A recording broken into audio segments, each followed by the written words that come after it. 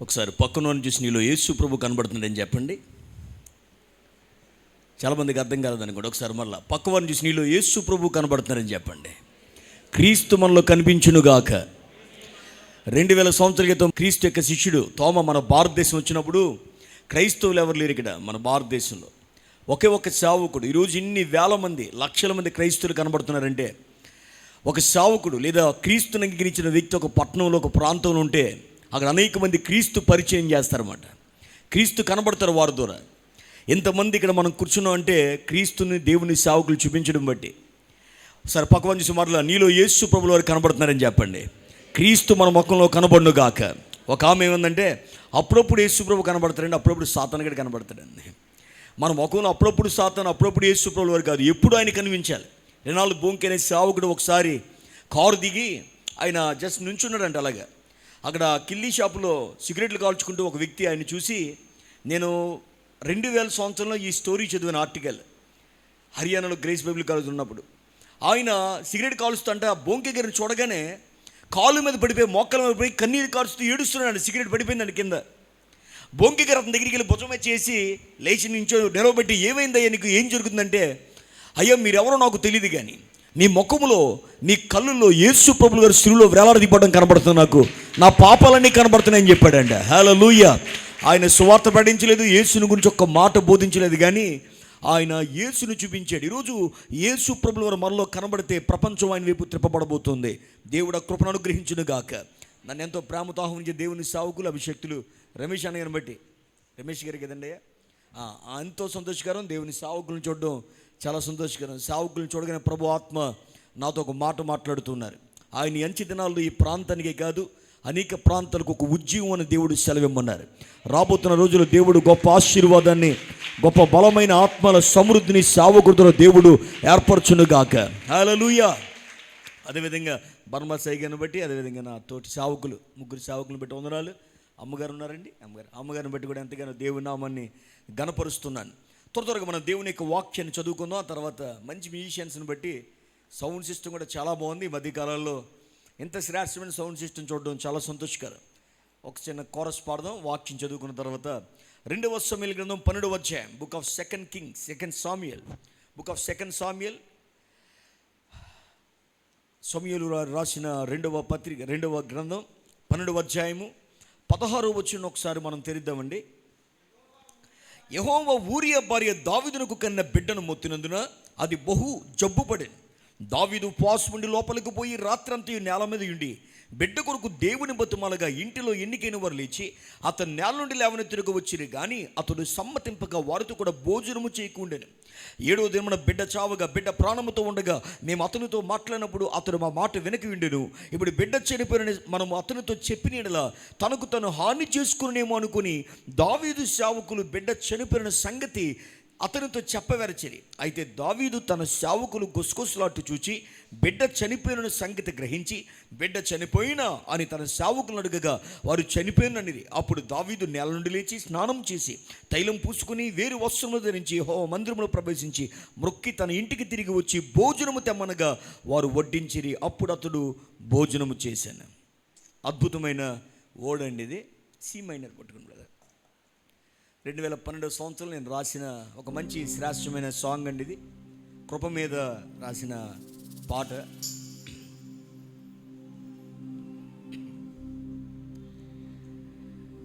కృపలేనిదే నేను చూడగలనా, నీ కృపలేనిదే అసలు బ్రతుకగలనా.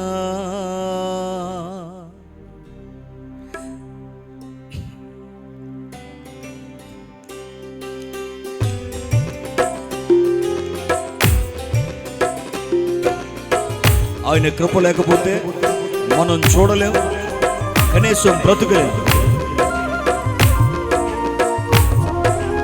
చప్పట్లు కొడుతూ దేవుని నామాన్ని కనబడుతుంది.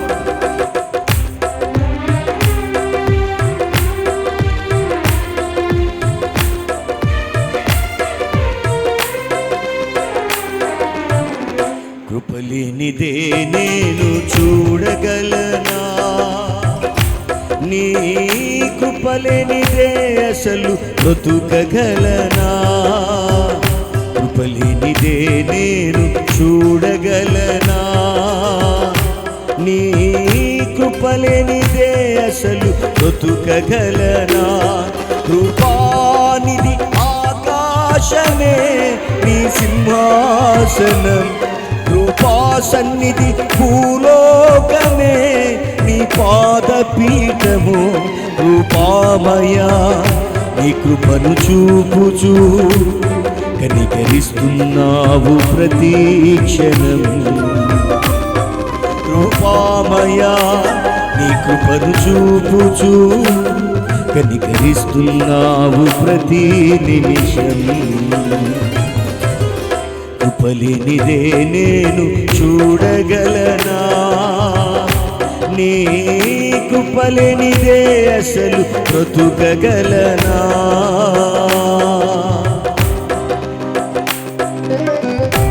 నీ కృప బంధం విడనాడిపోగా ఎలా వెళ్ళగలను ఈ యాత్రలో, నీ కృపయే కదా నాకు జీవం.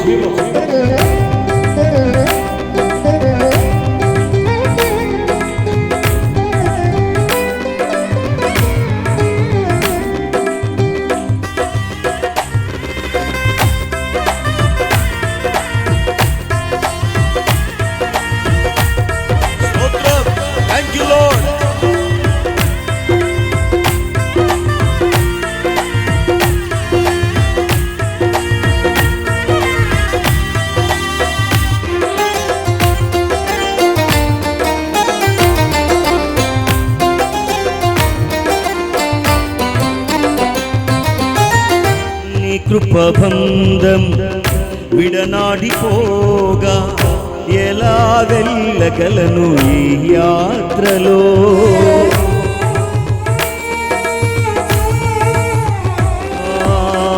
నీ కృపబంధం విడనాడిపోగా ఎలా వెళ్ళగలను ఈ యాత్రలో. నీ కృపయే కదా నాకు జీవము, నీ కృప లేని క్షణము మృతమే కదా. నీ కృపయే కదా నాకు జీవము, నీ కృప లేని క్షణము మృతమే కదా. కృపానిధి ఆకాశమే నీ సింహాసనం, కృపా సన్నిధి భూలోకమే నీ పాదపీఠము. కృపామయ నీ కృపను చూపుచూ కనికరిస్తున్నావు ప్రతి క్షణం. కృపామయ నీ కృపను చూపుచూ కనికరిస్తున్నావు ప్రతి నిమిషం. కృపలేనిదే నేను చూడగలనా, నీ కృపలేనిదే అసలు బ్రతుకగలనా. ఈ పాట 4 చరణాలంటే 2 చరణాలు మనం పాడుకున్నాం. ఇశ్రాయేలు ప్రజలు అరణ్యము దాటుతూ ఎర్ర సముద్రం దగ్గరికి వచ్చినప్పుడు దేవుడు వారి జీవితంలో చేసిన అద్భుతం.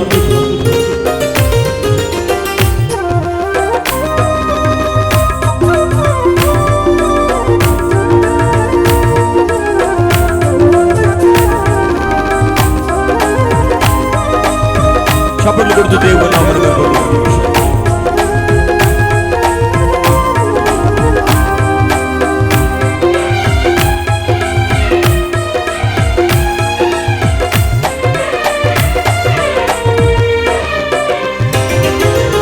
నీ కృపలు సాగిన సముద్రాలే దాటేదా, రథములెన్ని తరిమినా నా దరి చేరగలవా.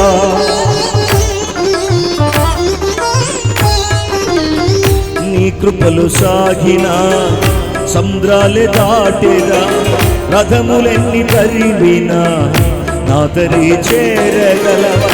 నీ కృపయే కదా నన్ను దరికి చేర్చెను, నీ కృప లేని వారు మధ్యలో కూలినారు. నీ కృపయే కదా నన్ను దరికి చేర్చెను, నీ కృప లేని వారు మధ్యలో కూలినారు. కృపానిధి ఆకాశమే నీ సింహాసనం, కృపా సన్నిధి భూలోకమే నీ పాదపీఠము. కృపామయ నీ కృపను చూపుచు కనికరిస్తున్నావు ప్రతి క్షణం. కృపామయ, థ్యాంక్ యూ లార్డ్. కృపామయ, కృపామయ, కృపామయ, కృపామయ, కృపామయ, కృపామయ, కృపామయ, కృపామయ, కృపామయ, కృపామయ, కృపామయ.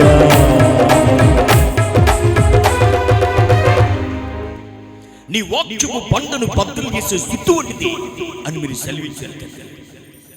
నీ వాక్యము అగ్ని వంటిది అని మీరు సెలవించారు.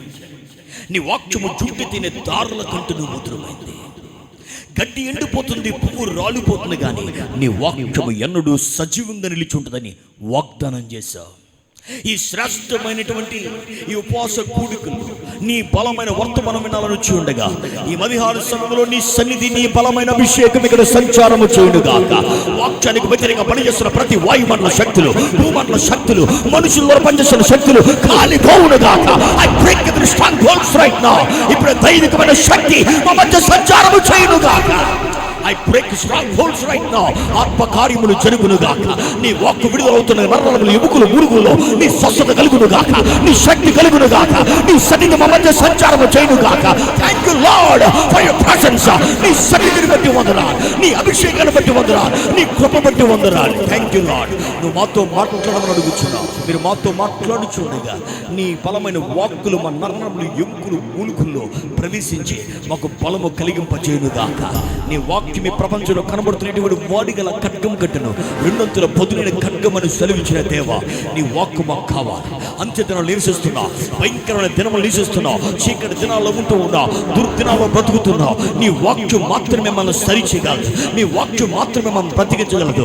ఈ మధ్యకాలంలో నీ వాక్కు కొరకు ఎదురు చూస్తుండగా పరలోకము మన్నాతో మేము నింపబడుదుముగాక, దర్శించబడుదుముగాక, ఆత్మ కార్యములు జరుగునుగాక, సాతాను శక్తులు లయమైపోనుగాక, నూతన శక్తి, నూతన బలము పొందుకుదుగాక.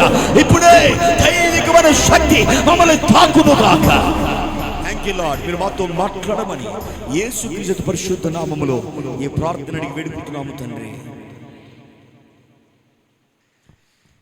బైబిల్ గ్రంథంలో దావీదు భక్తుడి కోసం మనం ఆలోచన చేస్తే అతడు చాలా శ్రేష్టమైనటువంటి ఆత్మీయుడిగా, బలమైనటువంటి పిల్లర్గా కనబడుతుంది ఓల్డ్ టెస్టమెంట్. బైబిల్ గ్రంథంలో దావీదు కోసం చెప్పండి అంటే ఆయన అద్భుతమైనటువంటి కీర్తనకారు. ఆయనలాగా బహుశా పాటలు ఇప్పుడు వచ్చి ఎవరో పాడలేదేమో. ఆయన అద్భుతమైన రైటర్. ఆయన మంచి పాటలు రచి ఎన్నో పాటలు రాసాడు. ఇక దావీదు భక్తుడి కోసం చెప్పాలంటే is one of the great worship leader. ఆయన మంచి ఆరాధికుడు. ఆయనలాగా ఎవరో ఆరాధన ఇప్పటికి వచ్చి చేయలేదేమో. అందువల్ల ఆయన గ్రేట్ మ్యూజిషియన్. తమ్ముళ్ళు ఎలాగైతే వాయించారో అలా గ్రేట్ మ్యూజిషియన్స్. ఆయన వాయిస్తుంటే దురాత్మల చేతం పారిపోతుండే. Is a great musician. అంత మాత్రమే కాదు, ఆయన గొప్ప ప్రార్థనపరుడు. Is a man of prayer warrior. దావీదు కోసం మనం మాట్లాడుకుంటే అతడు దినములకు 3 సార్లు ప్రార్థన చేశాడు, 7 సార్లు ప్రార్థన చేశాడు. అతడు కన్నీటి చేత పరుపు కొట్టుకుని పోయిందని చెప్పాడు. Is a man of prayer. అంత మాత్రమే కాదు, ఇక దావీదు కోసం మనం మాట్లాడాలి అంటే, తెలుసుకోవాలంటే ఆయన కోసం చాలా లోతైన విషయాలు ఉన్నాయి. అతను ప్రసంగికుడు. ఆయన గొప్ప వర్తమానం చెప్పగలరు. వర్తమానంలో అతను అద్భుతమైనటువంటి వాక్యాన్ని వర్ణించగలరు. అంత మాత్రమే కాదు, దావీదు భక్తుడు ప్రొఫెట్. ఆయన ఒక ప్రవక్త. నీ చేతులు నీ పాదములను మేకులతో పొడుచునని, యేసులో శిలువలో మేకులతో కొట్టబడుతున్న ప్రవచనం పలికాడు.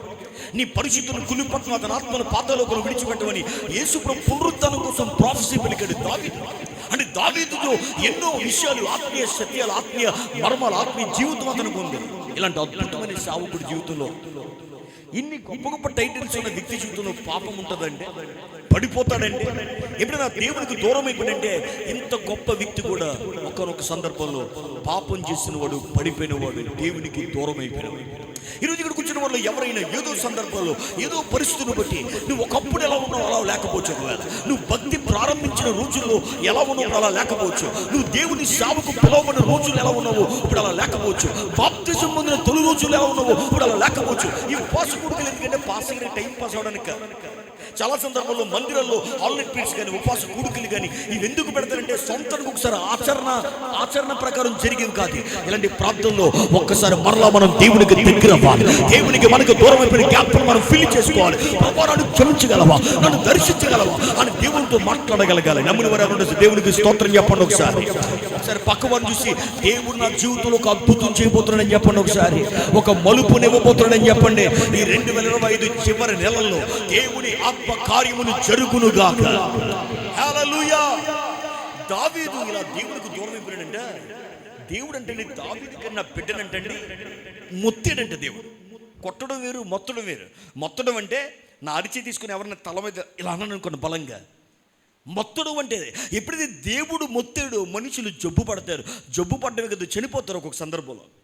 దేవుడు దావీదు కన్నా బిడ్డని మొత్తునప్పుడంట ఆ వ్యక్తి జబ్బు పడ్డాడంట. ఆ బాబు జబ్బు పడితే వాడంటే మంచం మీద పడుకోబెడితే అందరూ వైద్యులు కావచ్చు, లేకపోతే స్నేహితులు కావచ్చు, బంధుమిత్రులు కావచ్చు, అందరూ ఆ మంచం చుట్టూ ఆ జబ్బు పడిన బిడ్డ దగ్గర అలా ఉంటే దావీదు అంటండి గదిలోనికి వెళ్ళిపోయాడంట. తలుపులు వేసుకున్నాడంట, రాజు వస్త్రాలు తీసేసాడంట, కోను పట్ట ధరించాడంట, దావీదు సింహాసనాన్ని గుట్టిపోయి చెప్పాడంట, నేల మీద పడ్డాడంట. దావీదు నేల మీదకి వచ్చేసంట, నేల మీద కూర్చోనంట దావీదు మోకాలు వేసి ప్రార్థన చేయడం ప్రారంభించాడంట. ప్రభువా దేవుని బ్రతిమాలడం ప్రారంభించాడంట. ఆ బైబిల్ అంతా దేవుని బ్రతిమాలుతున్నాడంట. ఎంతమంది దేవుని బ్రతిమాలి వ్యక్తులు ఉన్నారు ఇక్కడ? ఎంతమందికి బ్రతిమాలడం వచ్చు? ఒకసారి భార్య అలిగితే భర్త బ్రతిమాలుతాడు, భర్త అలిగితే భార్య బ్రతిమాలుతుంది, పిల్లలు అలిగితే తల్లిదండ్రులు బ్రతిమాలుతాడు. బ్రతిమాలడం అందరికీ ఏదో సందర్భం వచ్చు. నీకు బ్రతిమాలడం రాకపోతే నువ్వు చాలా ప్రమాదకరమైన వ్యక్తి. నీతో ఎవడో కాపురం చేయలేడు, లేకపోతే నీతో ఎవడో స్నేహం చేయలేడు, నీతో ఎవడో కూడా జీవితాన్ని పంచుకోలేడు. బ్రతిమాలడం రావాలి ప్రతి వ్యక్తికి. మనందరికీ బ్రతిమాలడం వచ్చు. ఏదో సందర్భంలో మనం బ్రతిమాల అనుభవాలు ఉన్నాయి. కానీ ఎంతమంది ఇక్కడ దేవుణ్ణి బ్రతిమాలే వ్యక్తులు ఉన్నారు? ఇక్కడ ఆయన పాదాలు పట్టుకున్న ప్రభువా అనే వ్యక్తులు ఉన్నారు. అయ్యా నా కంటితో, నా చెవుతో, నా నాలుకతో, నా హృదయంతో, నా చేతులతో ఏదో ఏదో ఏదో చిన్న మైన్యూట్ రాంగ్ ఉన్న దేవుణ్ణి బతిమాలే వ్యక్తులు కావాలి. దేవుని దగ్గరికి వెళ్ళగలిగే వ్యక్తులు కావాలి. ఇక్కడ దావీదంట దేవుని పాదాలు పట్టుకుని బ్రతిమాలుతున్నాడంట. He was asking Lord forgive me Lord, నన్ను క్షమించు ప్రభువా, నాకు తెలుసు నా బిడ్డ ఈ కుటుంబంలో వచ్చిన సమస్య ఇది ఎందుకో రాలేదు ప్రభా, నా వల్ల వచ్చింది, నా అవిధేయత వల్ల వచ్చింది, నా అజ్ఞానం వల్ల వచ్చింది, నా తప్పు వల్ల వచ్చింది ప్రభా, క్షమించు ప్రభా అని బతిమాలుతున్నాడండి. కొన్నిసార్లు మన కుటుంబంలో రోగాలు, మన జీవితంలో ఆర్థిక సంబంధమైన ఇబ్బందులు, మన జీవితంలో కొన్ని భయంకరమైన పోరాటాలు దేనికి వస్తాయంటే దేవుడు శోధించేవాడు కాదు, శోధకుడు సాతాను. కానీ దేవుడు పరీక్షిస్తాడు.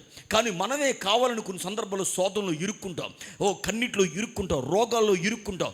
ఎందుకంటే మన అవిధేయత, దేవునికి వ్యతిరేకంగా మనం చేసిన కొన్ని తప్పులు, దేవునికి వ్యతిరేకంగా మనం తీసుకున్న కొన్ని తీర్మానాలు. దావీదు జీవితంలో ఇది పసిగట్టి దేవుని పాదాలు పట్టుకొని నేను ఉపవాసం ఉండిపోవాలనుకున్నాడు. 1 రోజు అయిపోతుంది, 2 రోజులు అయిపోతుంది, 3 రోజులు అయిపోతుంది, 4 రోజులు అయిపోతుంది, 5 రోజులు అయిపోయింది, 6 రోజులు అయిపోయింది, 7 రోజులు దావీదు ఉపవాసం చేస్తున్నాడు. ఇక్కడ ఫాస్టింగ్ పీరియడ్స్ అని టైటిల్ ఇచ్చారు అయ్యగారు. నిజంగా ఉపవాసం ఉన్నప్పుడు మనం బయట చెప్పకూడదు, కానీ రహస్యంగా ఉన్నామని దేవుడు చెప్పాడు. కానీ మందిరంలో అడిగినప్పుడు చెప్పచ్చు, పర్లేదు. నిజంగా ఉపవాసం ఉన్నవారు చేయొద్దండి. మంచి జీవం కలిగిన సంఘం ఇది, దేవునికి మహిమ కలుగును గాక. చాలా సంఘాల్లో టైటిల్స్ ఏమో ఫాస్టింగ్ పీరియడ్స్ అని ఉంటాయి, కానీ ఎవరు అక్కడ ఫాస్టింగ్ ఉండరు. చాలా తక్కువ, 5-6 చేతులు ఎత్తారంతే. ఉపవాస ప్రార్థనలు నీటి దినాల్లో కొరువైపోతున్నాయి. నేను కూడా భయంకరమైన అబద్ధపు ఉపవాసాలు చేసి ఉన్నప్పుడు నాకు ఫాస్టింగ్స్ అంటే భయం. బైబిల్ కాలేజీలో ఉన్నప్పుడు చిన్నప్పటి నుంచి బాగా తిండి, ఇంట్లో బాగా తిని బైబిల్ కాలేజ్కి వెళ్ళిన తర్వాత ఫాస్టింగ్స్ అంటే ఇష్టం ఉండేవి కాదు. కానీ పాస్టర్ గారు కుమారుని కాబట్టి అందరిని అక్కడ లీడర్గా ఉండేవాడిని కాబట్టి దొంగ ఉపవాసాలు చేసేవాడిని. బయటికి వెళ్ళి క్యాంటీన్లో తినేసి వచ్చేసి నేను ఫాస్టింగ్ ఉన్నానని చెప్పేవాడిని. అందరి ముందు గట్టిగా ప్రార్థన చేస్తాను, నీ స్ట్రెంత్ ఏంటన్నా బాబు ఇంత బలంగా ఉంటాను అనేవారు. వాళ్ళకి తెలియదు, వాళ్ళకి చెప్పేవాళ్ళని కాదు, నేను తినేసి వచ్చానండి. అదే మరి అలాగ ఉంటుందా మరి, అంతే మరి దేవుళ్ళు ఉంటే బలం అదే అని అబద్ధం ఆడేవాడిని. వాళ్ళు పొగుడుతుంటే బాగా సంతోషపడేవాడిని. ఫస్ట్ ఇయర్ అయిపోయిన తర్వాత సెకండ్ ఇయర్లో బైబిల్ చదువుతున్నప్పుడు దేవుని వాక్యాలు గుర్తొచ్చి నిజంగా దేవుడు ఉపవాసం కోసం నాకు కళ్ళు తెరిచినప్పుడు నిజమైన ఫాస్టింగ్ ఉండడం ప్రారంభించాను. ఒకసారి వాళ్ళందరూ అండర్గ్రౌండ్లో ఉపవాసం ఉండి 3 రోజులు ప్రార్థన చేస్తుంటే దేవుడు అభిషేకంతో దేవుడు బలంగా వాడుకుంటున్నాడు. వాళ్ళందరూ అన్నారు, అన్న లాస్ట్ ఇయర్ కంటే ఈ సంవత్సరం ఇంకా బలం ఎక్కువైపోయిందని అన్నారు. ఇది రియల్ ఫాస్టింగ్ రా, అది ఫేక్ ఫాస్టింగ్, అది తినేసి చేసేవాడిని. ఇప్పుడు తినకుండా దేవుని సన్నిధిలో చేస్తున్న ఫాస్టింగ్ ఫాస్టింగ్ అని చెప్పాను. చాలా సందర్భంలో ఉపవాసం యొక్క బలం మనకు తెలియదు, కానీ తినకపోతే బలహీనమైపోతాం అనుకుంటాం. కాదు, తింటే దేవుని సన్నిధిలో తినకుండా ఉపవాసం ఉన్నప్పుడు దేవతలు వచ్చి పాలు పెట్టించిన అనుభవాలు నాకు ఉన్నాయి. 40 సార్లు 3 సార్లు 40 రాత్రింపగలు కేవలం నీళ్ళతో మజ్జిగతో, కొన్ని సందర్భాలు ఏమైనా నీరసంతో, ఒక్కొక్కసారి కోకోనట్తో నేను ఫాస్టింగ్ ఉన్నాను. దాదాపు ఆ రోజులు దేవుడు దర్శించిన అనుభవాలు కానీ 21 రోజులు అయితే ఒక 7 సార్లు ఉంటాను. 7 సార్లు 3 సార్లు నాకు అసలు లెక్కలేదు, గుర్తులేదు ఎన్నిసార్లు ఉన్నాను ఉపవాసం. ఎందుకు ఈ మాట చెప్తానంటే, దేవుని సన్నిధిలో మనం ఉపవాసం ఉన్నప్పుడు ఆ శక్తి వేరు, ఆ బలం వేరు, దేవుడు మనల్ని దర్శిస్తాడు. ఈ రోజుల్లో ఉపవాస ప్రార్థనలు కరువైపోతున్న ఈ రోజుల్లో ఉపవాసం ఉండను కూర్చొని మిమ్మల్ని అందరినీ దేవుడు దర్శించబోతున్నాడు. మీ మరో దేవుడు ఆలకించబోతున్నాడు. మీ కన్నీరు తొడవబోతున్నాడు. ఆయన మీ కుటుంబంలో కలుగు చేసుకోబోతూ ఉన్నాడు. దేవుని చేత మొత్తబడిన వ్యక్తులు కూడా తిరిగి బ్రతకబోతూ ఉన్నారు. క్షమాపణ పొందబోతూ ఉన్నారు. విడుదల పొందబోతూ ఉన్నారు. ఆత్మకార్యములు జరగబోతూ ఉన్నాయి. హల్లెలూయా.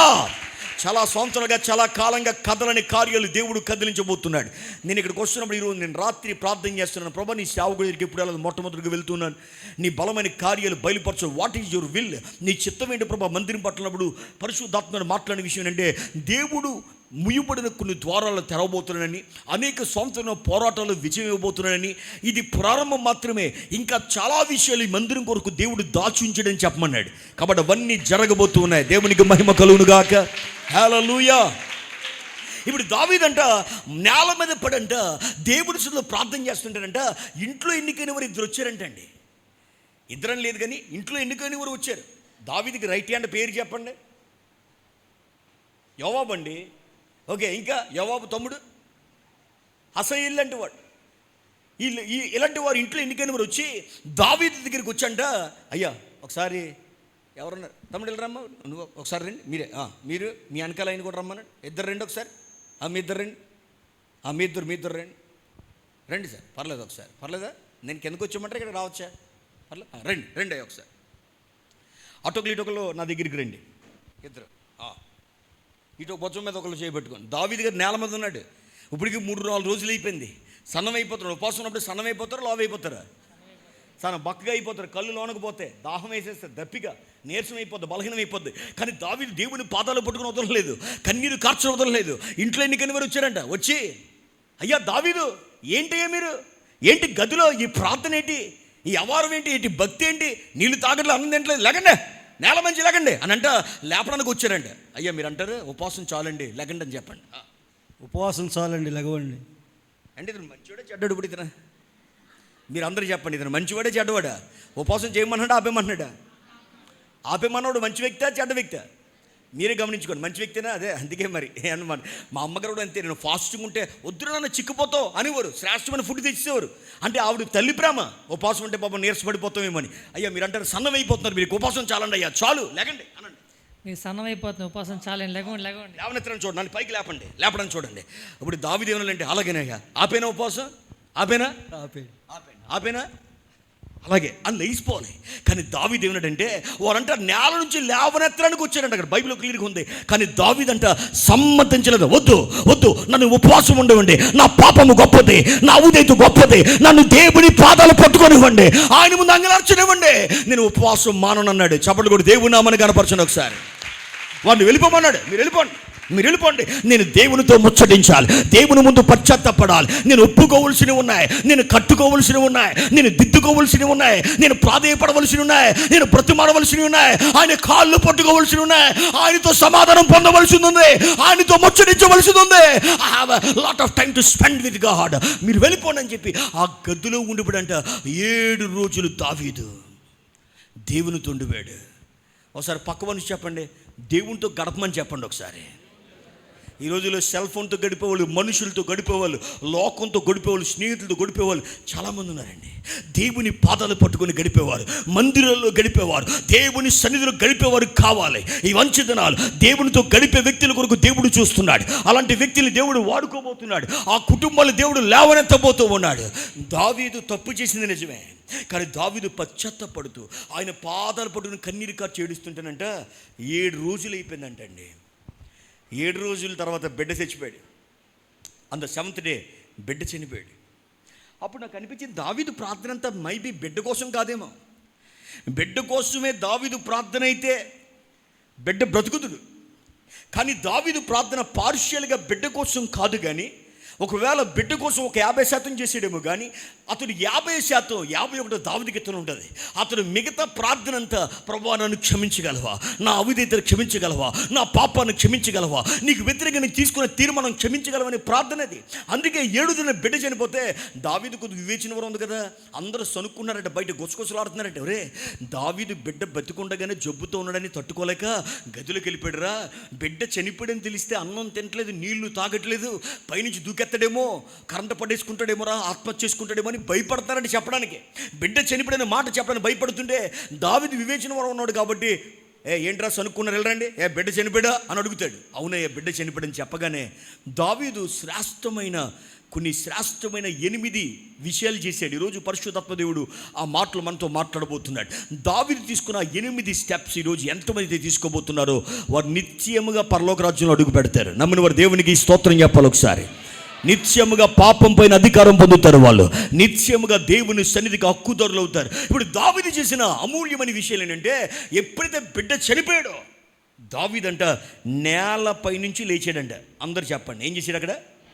అది బైబిల్లోనే వచ్చి నాకు ఒక్కొక్కరు అందిస్తూ ఉండాలి, అక్కడ ఏముందో మీరు అందిస్తుండండి. ఒకసారి దావీదు చేసిన మొట్టమొదటి పని అందరూ చూడండి, అక్కడ నేలపై నుండి లేచి, చూడండి నేల నుండి లేచి ఉందా లేదా? 20 వచనం, అప్పుడు దావీదు నేల నుండి లేచి, చాలు నా ఇంక చూడండి, నేల నుండి లేవడం దేనికి సాదృశ్యం అంటే, ఇది అతని జీవితంలో మరలా నూతన ప్రారంభానికి సాదృశ్యం. నేల నుండి లేగడం దేనికి సాదృశ్యం అంటే, హీస్ న్యూ బిగినింగ్ అగైన్. ఇప్పుడు అతను ఇప్పటివరకు నేల మీదకి ఎందుకు వెళ్ళాడంటే, పాప స్థితిని బట్టి వెళ్ళాడు, అతను అజ్ఞానాన్ని బట్టి వెళ్ళాడు, అవిధేయతను బట్టి వెళ్ళాడు. ఇప్పుడు దావీదు నేల నుంచి లేవడం అనేది నూతన ప్రారంభం. ఎందుకు నేల మీదకి వెళ్ళాడు? పాపాన్ని బట్టి, దేవునికి వ్యతిరేకంగా తీసుకున్న తీర్మానాన్ని బట్టి నేల మీదకి వెళ్ళాడు. కానీ ఇప్పుడు దావీదు నేల మీదే ఉండిపోయాడా? కొంతమంది జీవితాలు ఎలా ఉంటాయంటే, ఇక ఎన్ని సంవత్సరాలకి అయితే నేల మీద అది బతుకు ఆ వ్యక్తి జీవితం. అంటే అర్థం ఏంటంటే, ఆ వ్యక్తి పాపం చేస్తాడు, మళ్ళీ పడిపోతాడు, మళ్ళీ దేవుని పశ్చాత్తాపరాధం చేస్తాడు, మళ్ళీ మామూలే. ఇలా ఎంతోమంది నేను చూశాను. మా చర్చిలో ఒక అతను ఉండేవాడు కాకినాడ మాది యాక్చువల్గా. అక్కడ నేను కూడా ప్రతి మొదటి రోజు కాకినాడ వెళ్ళి అక్కడ ప్రభు బలి ఇస్తూ ఉంటాను.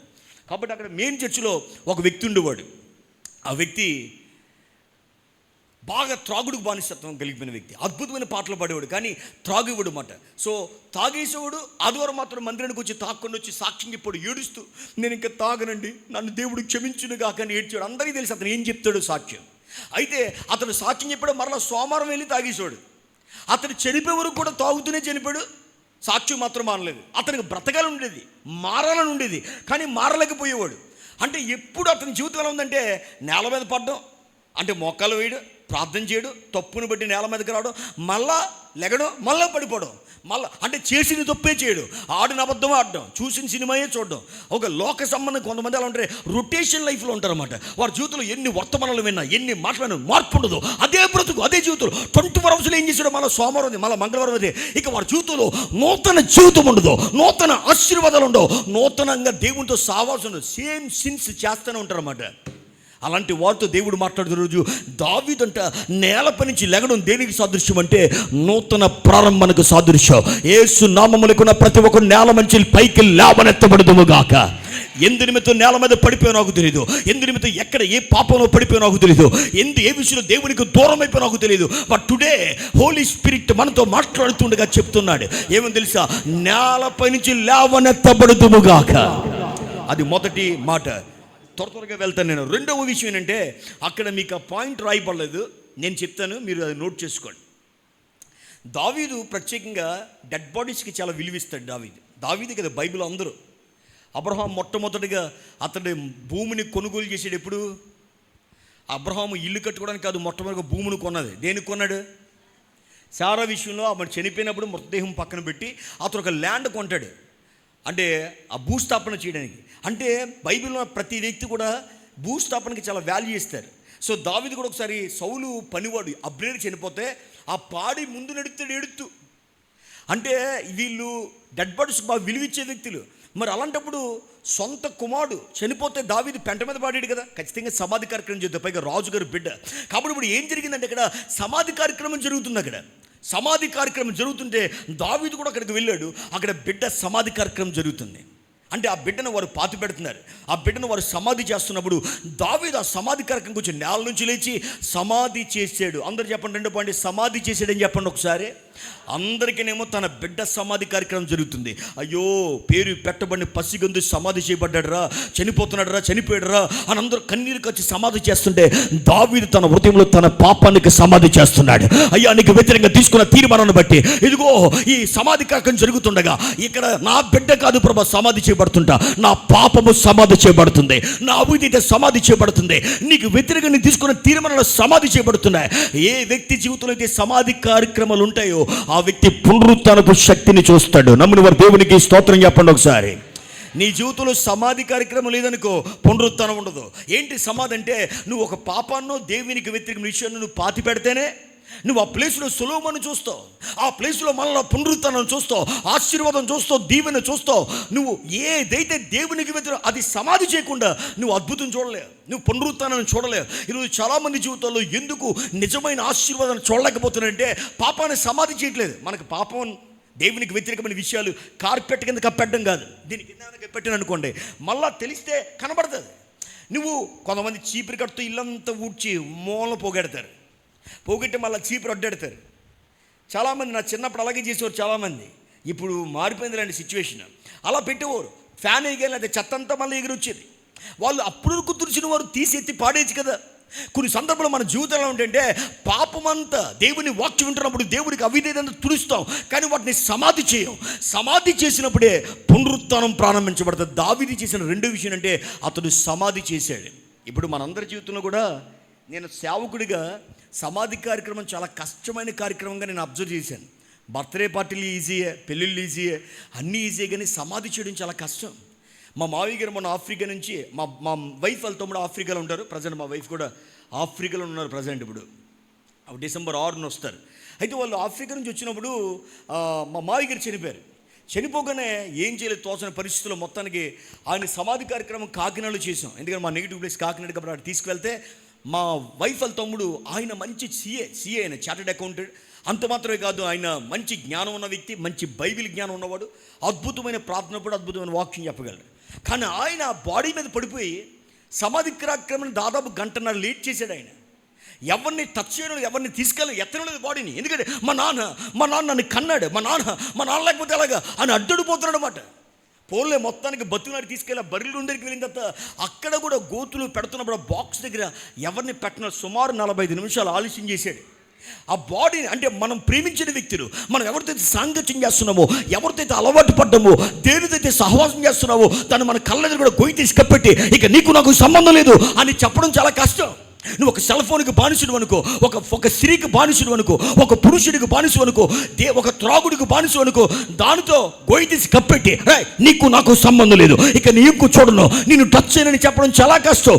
సమాధి కష్టం. కానీ ఈరోజు మధ్యాహ్న వేళ నువ్వు సమాధి చేయగలిగితే దేవుడు తన పునరుత్థాన శక్తిని జీవితంలో చూపించబోతూ ఉన్నాడు. హల్లెలూయా. దావీదు గారికి ఒకటే ఉంది సమాధి చేయడానికి, మనకు ఒక 10 ఉంటాయి, మనకు ఒక 20 ఉంటాయేమో.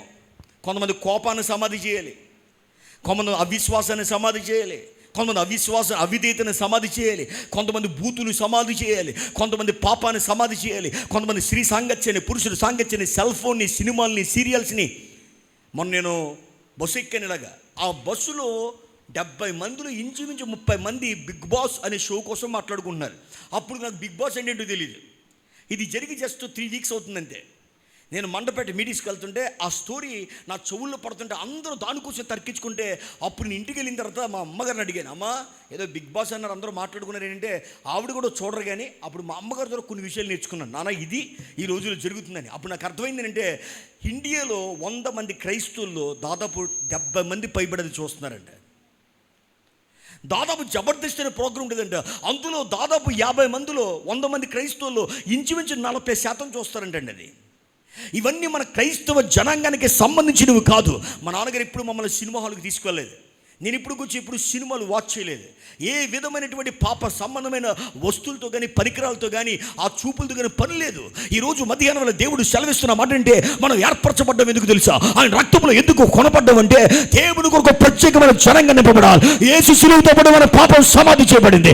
ఆయన సమాధితో పాటు మన అవిధేయత సమాధి చేయబడింది. మన దోషములు సమాధి చేయబడి ఇక మనం క్రీస్తు పునరుత్థాన శక్తితో జీవిస్తూ ఉన్నాం. మన జీవితం అలాగే వెళ్ళిపోతూ ఉండగా మహిమ నుంచి అధిక మహిమకు వెళ్తుంది, కృప నుంచి అధిక కృపకు వెళ్ళిపోతుంది. మహిమ దేహాలు పొందుతో మనం చివరికి యేసు ప్రభువులే మారిపోతాం.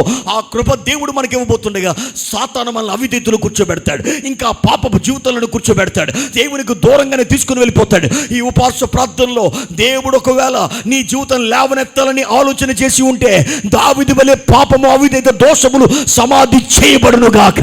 నమ్మిన వారి దగ్గరగా దేవునికి స్తోత్రం చెప్పండి ఒకసారి. హల్లెలూయా. 2 సమాధి చేశాడు. 3 దావీదు స్నానము చేశాడంట. అందరు చెప్పండి, ఏం చేశాడండి? ఆదాము కానీ, హానోకు కానీ, అబ్రహాము గారు కానీ, మోషే గారు కానీ, పేతురు గారు కానీ, పౌలు గారు కానీ స్నానం చేసినట్టు ఎక్కడ బైబిల్లో నాకు రాయబడలేదు. ఎప్పుడు కూడా దేవుడు అబ్రహాము స్నానం చేశాడు, దావీదు స్నానం చేసి దావీదు కోసం ఒక్కటే మనకు కనబడుతుంది, కానీ ఆదాము స్నానం అని రాయలేదు. ఆయన నాకు అనిపించింది, మరి దావీదు స్నానాన్ని ఎందుకు రాశాడు దేవుడు? స్నానంలో ఏముందో గొప్పతనం అంటే అది ఒక ఆత్మీయ మర్మం, అది ఆత్మీయ సత్యం. అది ఎందుకంటే దావీదు జీవితంలో ఈ స్థానము దేనికి సాదృశ్యంగా ఉందంటే కొత్త జన్మకు సాదృశ్యం ఉంది. ఓల్డ్ టెస్ట్మెంట్లో ఈ స్నానము కొత్త జన్మకు సాదృశ్యం. నేల నుంచి లేవడం అతని జీవితం నూతన ప్రారంభం అయితే, సమాధి అనేది అతని జీవితంలో పాపమును పరిపూర్ణంగా విడిచిపెట్టడానికి సాదృశ్యం అయితే, 3వదిగా అతని స్నానం అనేది కొత్త జన్మకు సాదృశ్యం ఉంది. అంటే ఇప్పుడు అతని పాత జీవితం పరిపూర్ణంగా పోతుంది. అతను నీళ్లు తీసుకొని తన ఒంటి మీద ఒప్పుకుంటూ స్నానం చేస్తున్నప్పుడు 51 దావీదుకి 2వ వచనంలో అంటాడు ఆయన, ఏమంటే తెలుసు? అయ్యా, నా దోషము పోవునట్లు నన్ను బాగుగా కడగండి ప్రభువా. ఇది నాయన, ఈ నీళ్ళు అనేది బైబిల్ గ్రంథంలో వాక్యానికి సాదృశ్యంగా ఉంది. ఆ వాక్యముతోనంట అతడు కడగబడుతూ ఉన్నాడంట. ఒకసారి 51 దావీదు కీర్తన ఎవరన్నా తెరవని త్వరగా 51 దావీదు కీర్తన ఒకసారి మీరు తెరిస్తే అక్కడ అతను బెత్షెబతో పాపం చేసిన అతను రచించిన కీర్తన అనేది ఈ గదిలోనే దావీదు భక్తుడు రాస్తున్నప్పుడు 51 దావీదు కీర్తన అతని జీవితంలో ఎలా నెరవేర్చబడిందంటే 2వ వచనం, నా దోషములు పోవునట్లు నన్ను బాగా కడుగుము, నా పాపంపు నన్ను పవిత్రపరుచేయ. అంటే దావీదు వాక్యమనే నీళ్లతో తను కడుక్కుంటూ ఉన్నాడు. ఇంకా 7వ వచనం దగ్గరికి మీరు వస్తే అక్కడ అంటాడు, 7వ వచనంలో, నేను పవిత్రుడగునట్లు హిస్సోపుతో నా పాపం పరిహరింపము, హిమము కంటే నన్ను తెల్లగనట్లు నీవు నన్ను కడుగుము. ఒకసారి అందరూ ప్రభా నన్ను కడుగు అని చెప్పండి, ఒకసారి కడుగుమని చెప్పండి ఒకసారి. ప్రభా నన్ను కడుగు ప్రభా, నువ్వు నాకు మంచి దేహాన్ని ఇచ్చావు. గొర్రెలు కొంపు కొడుతున్న నన్ను, గొర్రెలు దొడ్లో పడిన నన్ను లేవనెత్తి ఒక రాజుగా అభిషేకం చేస్తావు, పరిమళ ద్రవ్యముల మీద వంపు నా దగ్గర సువాసన అభిషేకాన్ని ఇచ్చావు. అలాంటి నేను అలాంటి ఉన్నతమైన అభిషేకాన్ని పొంది నేను నా దేహాన్ని అపవిత్రపరుచుకున్నాను. పాపపు వాసన వస్తుంది, నేను నల్లగా మారిపోయిన ప్రభువా, మరల నాకు హిమము కంటే తెల్లగా మారిపోనుంది ప్రభువా, నన్ను పవిత్రపరచు, నన్ను కడుగు అంటున్నాడు దావీదు. హల్లెలూయా. వాక్యముతో మనం కడగబడాలి. నిత్యము సేవకుడు అద్భుతమైన వాక్యం మనకు బోధిస్తున్నాడు. వాక్యము చేత కడగబడాలి మనం. ఒకసారి పేతురు గారి దగ్గరికి యేసుప్రభువారు వచ్చారు. ఆ దేశంలో నీళ్లు పట్టుకుని వచ్చారు. ఆయన నడడానికి దట్టి కట్టుకొని, ఆ తొమాలు కట్టుకొని ఆయన ఒక్కొక్కరిని కాళ్ళు కడుక్కుంటూ వచ్చి పేతురు దగ్గరికి వచ్చి పేతురు పాదాలు పట్టుకుంటే దేవుడు కదా. పేతురు ఆశ్చర్యపోయాడు, అయ్యా నువ్వు దేవుడివి, క్రీస్తు, నా పాదాలు పట్టుకోవడం ఏంటి, వద్దు అన్నాడు. అప్పుడు యేసుప్రభు అంటారు, నానా నేను ఒకవేళ నీ పాదాలు కడగకపోతే నీకు నిత్యరాజ్యంలో పాలు పంపులు ఉంటున్నాను ఆయన అని చెప్తాడు. ఆ మాట అనగానే పేతురు అంటాడు, అయ్యా నా పాదాలే కాదు నా చేతులు నా తల కూడా కడిగే అంటాడు మాట. అప్పుడు యేసుప్రభు ఒక మాట అంటారు, స్నానము చేసిన వాడు ఇక మరలా స్నానం చేయవచ్చు. అంటే ఏంటి స్నానం? ఏంటి? యేసు ప్రభు గారు నోటితో స్నానము చేసిన వాడు మరలా స్నానము చేయవసరం లేదని చెప్పాడంటే there is an bathing time. ప్రతి వ్యక్తి జీవితంలో ఆ స్నానం అనే టైం ఉండాలి. ఆ స్నానమే కొత్త జన్మ. ఆ స్నానమే దేవుని వాక్యంతో కడగబడ్డావు, ఆయన రక్తంతో కడగబడ్డావు, ఆయన వాక్యముతో కడగబడ్డావు. ఈరోజు మధ్యాహ్నం వేళ ఒకవేళ స్నానము చేసిన వ్యక్తి ఎవరైనా ఉండి ఒకవేళ స్నానము చేసిన వ్యక్తి మరలా మురికైపోతే త్రూ వర్డ్ ఆఫ్ గాడ్, దేవుని వాక్యంతో కడగబడ్డానికి దేవుని కృపనివ్వబోతున్న ఈరోజు.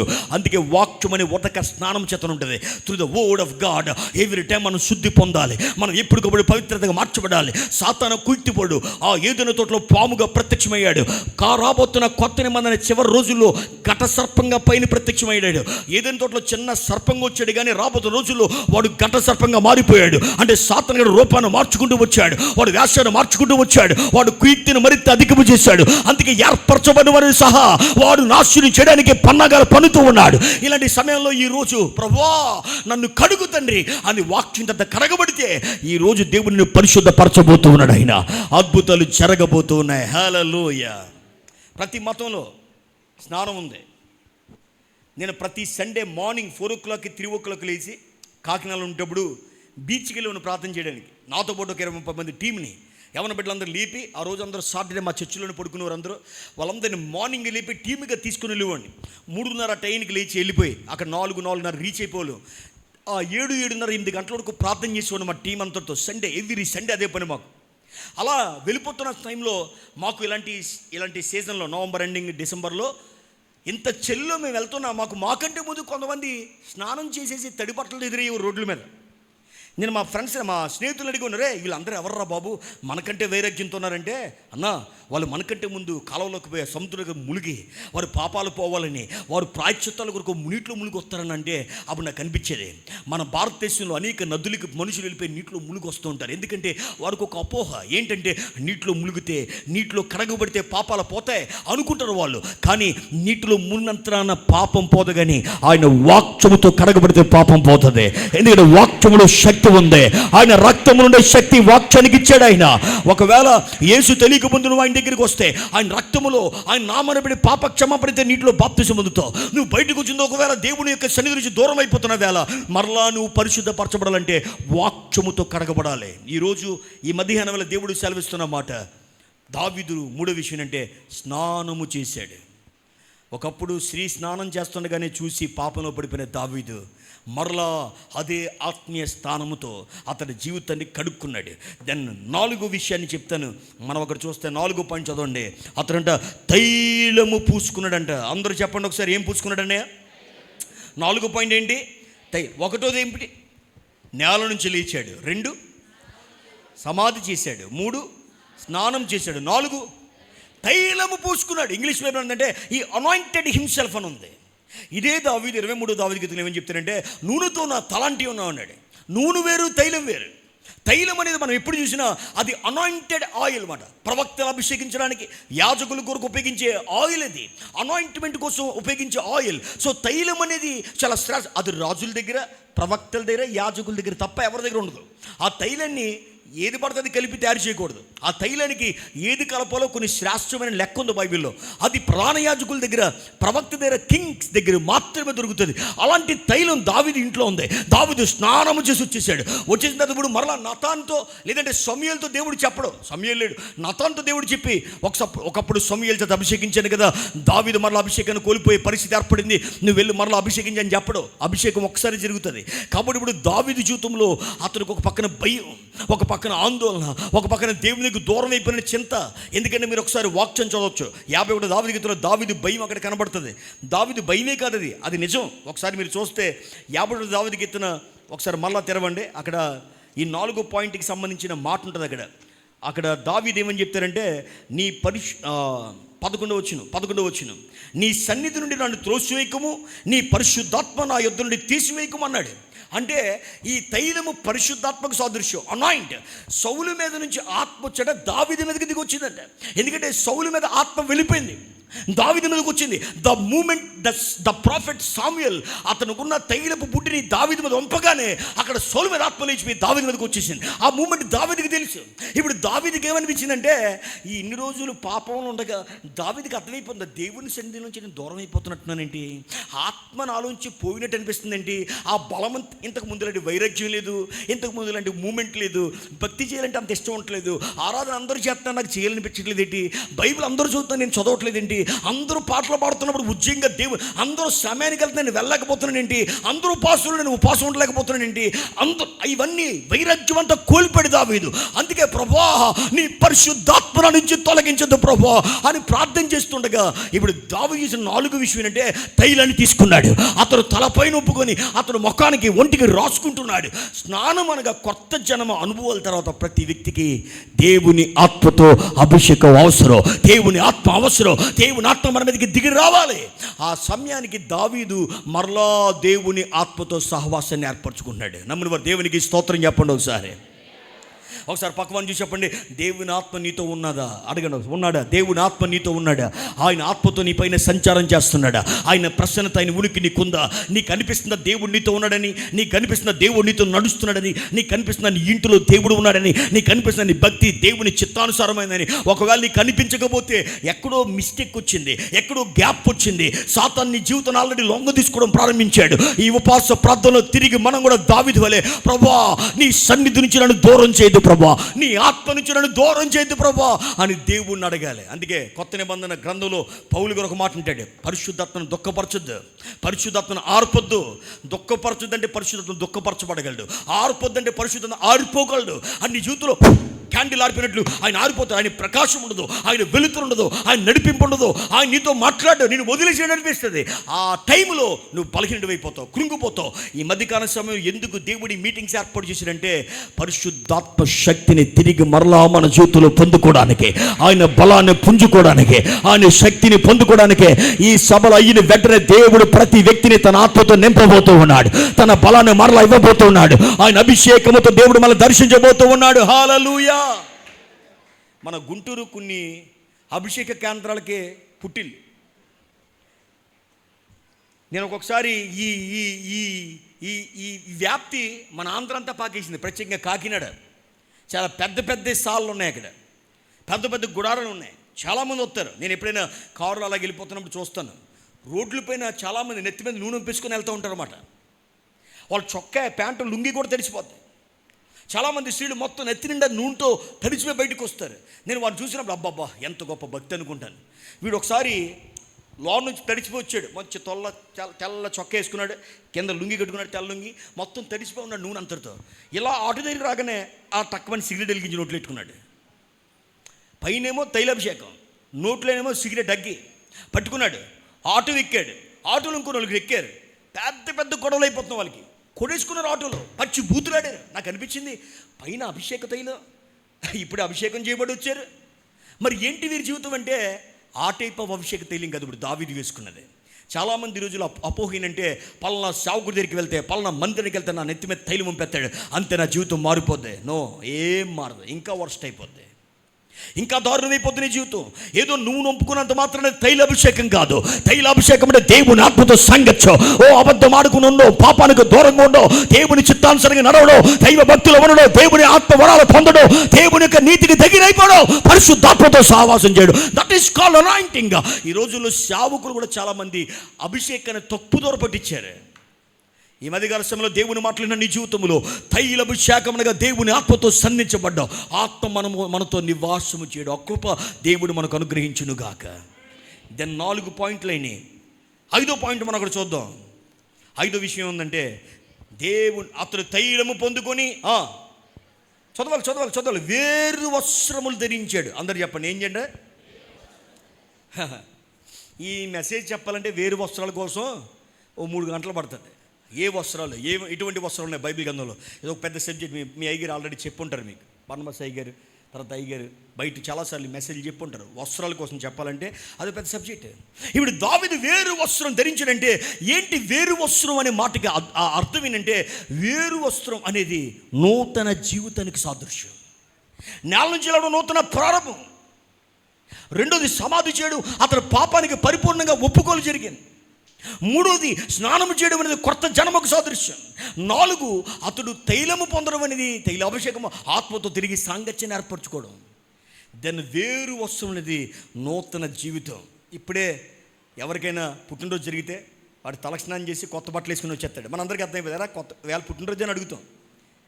పెళ్లి రోజు అప్పుడు కొంతమంది కొత్త బట్టలు వేసుకొని మనకు అర్థమైపోద్ది, కొత్త బట్టలు వేసుకున్నాడు, తలస్నానం చేసాడని. అంటే వాడు నూతన ప్రారంభం, మళ్ళీ నూతన జీవితం. ఈరోజు దేవుడు నాకు మరలా నూతన జీవితం ఇచ్చాడు రా, 365 రోజులు కాపాడాడు, ఇప్పుడు మరలా అతను ఆయుష్ను పెంచాడు, అదొక కృతజ్ఞత. ఇప్పుడు దావీదు రాజు కదండి, రాజుల దగ్గర ఎలా ఉంటుందంటే ఆ బయట స్త్రీలు కన్యకులు నూతన వస్త్రాలు ఇప్పుడు నేస్తూనే ఉంటారు.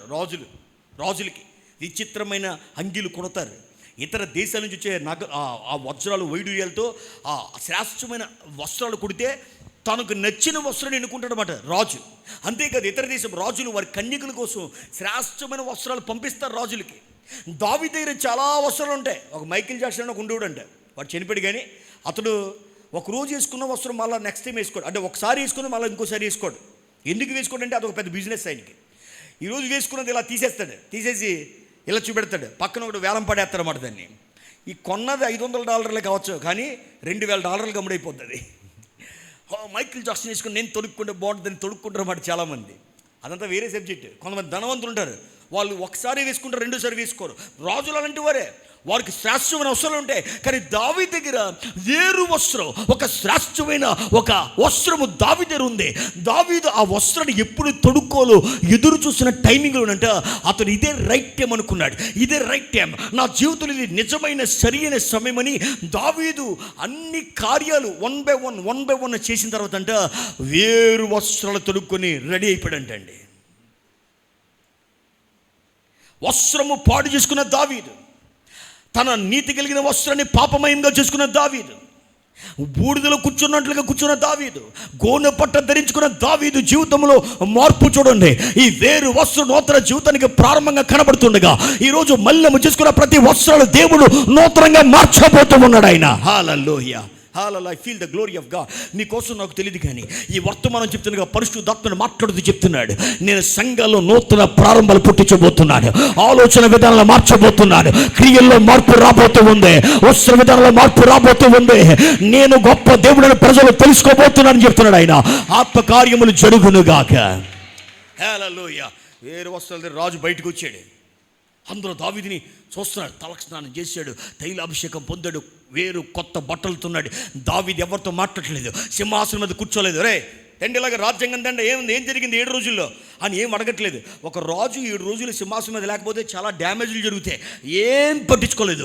6వ పాయింట్ ఏంటంటే దావీదంట మందిరానికి వెళ్ళిపోతున్నాడంట. చప్పట్లు కూడా దేవుని నామాన్ని కనపరచండి ఒకసారి. Is going to the church. మందిరానికి వెళ్ళిపోతున్నాడు. నా మందిరానికి వెళ్ళిపోవాలి, నా మందిరం ఎక్కడుంది అని వెళ్ళిపోతూ ఉన్నాడు. ఒకసారి మందిరం పట్ల ప్రేమ కలిగిన వారు చప్పట్లు కొట్టిన ఒకసారి. ఊరికినే కొట్టకండి ఒకసారి ఆగండి. మందిరం అంటే నాకు పిచ్చి అన్న వాళ్ళు చేస్తాను. నేను అన్న మాట విన్నారా? మందిరం అంటే నాకు పిచ్చి అండి బాబు. నిజమే. కొంతమంది చేస్తారంటే మీకు ఎవరికి మందిరం అంటే అంత ఇష్టం లేదా? సెల్ ఫోన్ అంటే పిచ్చి అండి, సినిమాలు అంటే పిచ్చా? మీ సంఘం సినిమాలు చూడరేమనిపిస్తుంది నాకు. నిజమే నేను చెప్తుంది, నిజమే కదండి గారు. లోక సంబంధంగా లేదు, కొద్దిగా ఆత్మీయంగా చాలా ఉన్నతమైన శిఖరాలు ఉన్నారనిపిస్తుంది మందిరం. ఎందుకో దేవుని బలిపీఠం కూడా మండుతుంది అనిపిస్తుంది నాకు ఇక్కడ. I could feel some fire of God on this altar. ఒకసారి పక్కన చెప్పండి, దేవుడు నిన్ను దర్శిస్తున్నాడని చెప్పండి ఒకసారి, ఆయన మాట్లాడుతున్నాడని చెప్పండి ఒకసారి. దావీదు భక్తుడు 6వ స్టెప్ ఏంటంటే అతడు రాజ్యములో కూర్చోలేదు, సింహాసనం మీద కూర్చోలేదు. ఈ నెవర్ డన్ ఎనీథింగ్. తన వైఫ్ని కలలేదు, తన కుటుంబీకులను కలలేదు, యోవాబుతో మాట్లాడలేదు. ఈ went to the church of God, ఈ వెంట్ టు ద టెంపుల్. మందిరానికి వెళ్ళిపోయాడు. ఒక ప్రశ్న అడుగుతాను, చాలా జాగ్రత్తగా మీరు ఆన్సర్ చెప్పాలి. దావీదు గారు నేటికి పాపం చేసి ఎంతకాలం అయి ఉండొచ్చు సుమారు? నేటికంటే ఇప్పుడు కాదు, ఆ మందిరానికి వెళ్ళే టయానికి పాపం చేసి ఎంత టైం అయి ఉండొచ్చు, ఎంతకాలం అయి ఉండొచ్చు?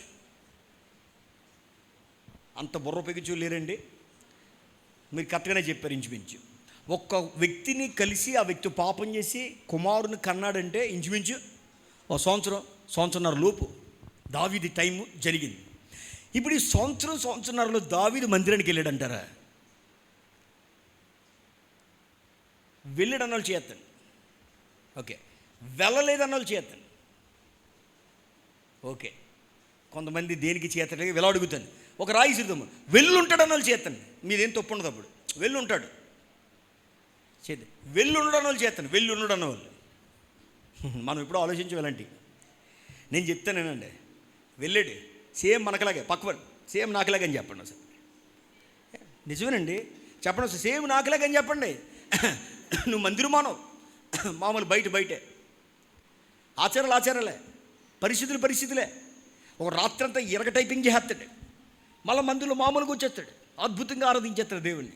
ఎంతోమంది నేను చూస్తున్నాడు. ఒకప్పుడు లోకంలో పాపం, ఇటు దేవుళ్ళు భక్తి, సంప్రదాయాల మామూలే, ఇటు ఆరాధన మామూలే, ఆచారాల మామూలే, అన్ని రకాల కట్టడాల మామూలే. ఇటు సినిమా పాటలు వింటారు, దైవికమైన పాటలు వింటారు, ఇటు లోక సంబంధమైనటువంటి విషయాల్లో ఉంటారు, ఇటు దైవికమైన విషయాలు.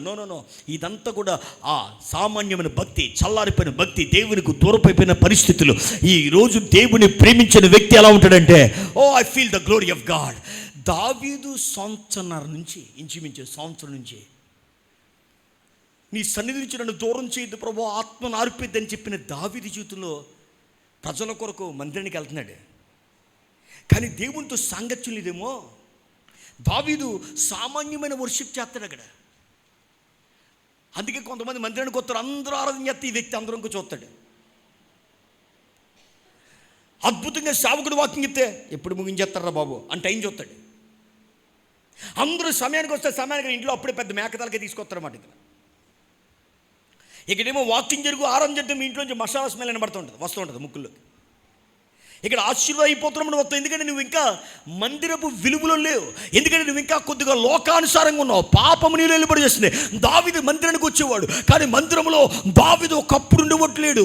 దావీదు బ్రతుకులో ఒకప్పుడు ఆరాధన ఎలా ఉండేదంటే, నీవు నా కొండ, నీవు నా కోట, నీవు నా దుర్గం అనేవాడు. దేవుని ముందు నాట్యం చేసేవాడు, దేవునికి ముద్దులు పెట్టేవాడు, దేవుడిని పొగుడుతున్న దేవుడు అన్నాడు, రే ఎవడరా బాబీడు, ఒకప్పుడు ఎవడు ఇలా పొగలేదురా, ఎవడి నేను చూస్తే ఒక అరణ్యములో ఒక చిన్న నార పట్టుకొని దేవుడిని ఆరాధిస్తూ దేవుని స్థుతిస్తున్నాడు. మైక్ లేదు, స్టేజ్ లేదు, ఎవరు లేడు అక్కడ, ఒక్కడే దేవుడిని ఆరాధిస్తున్నాడు, దేవుని స్థుతిస్తున్నాడు.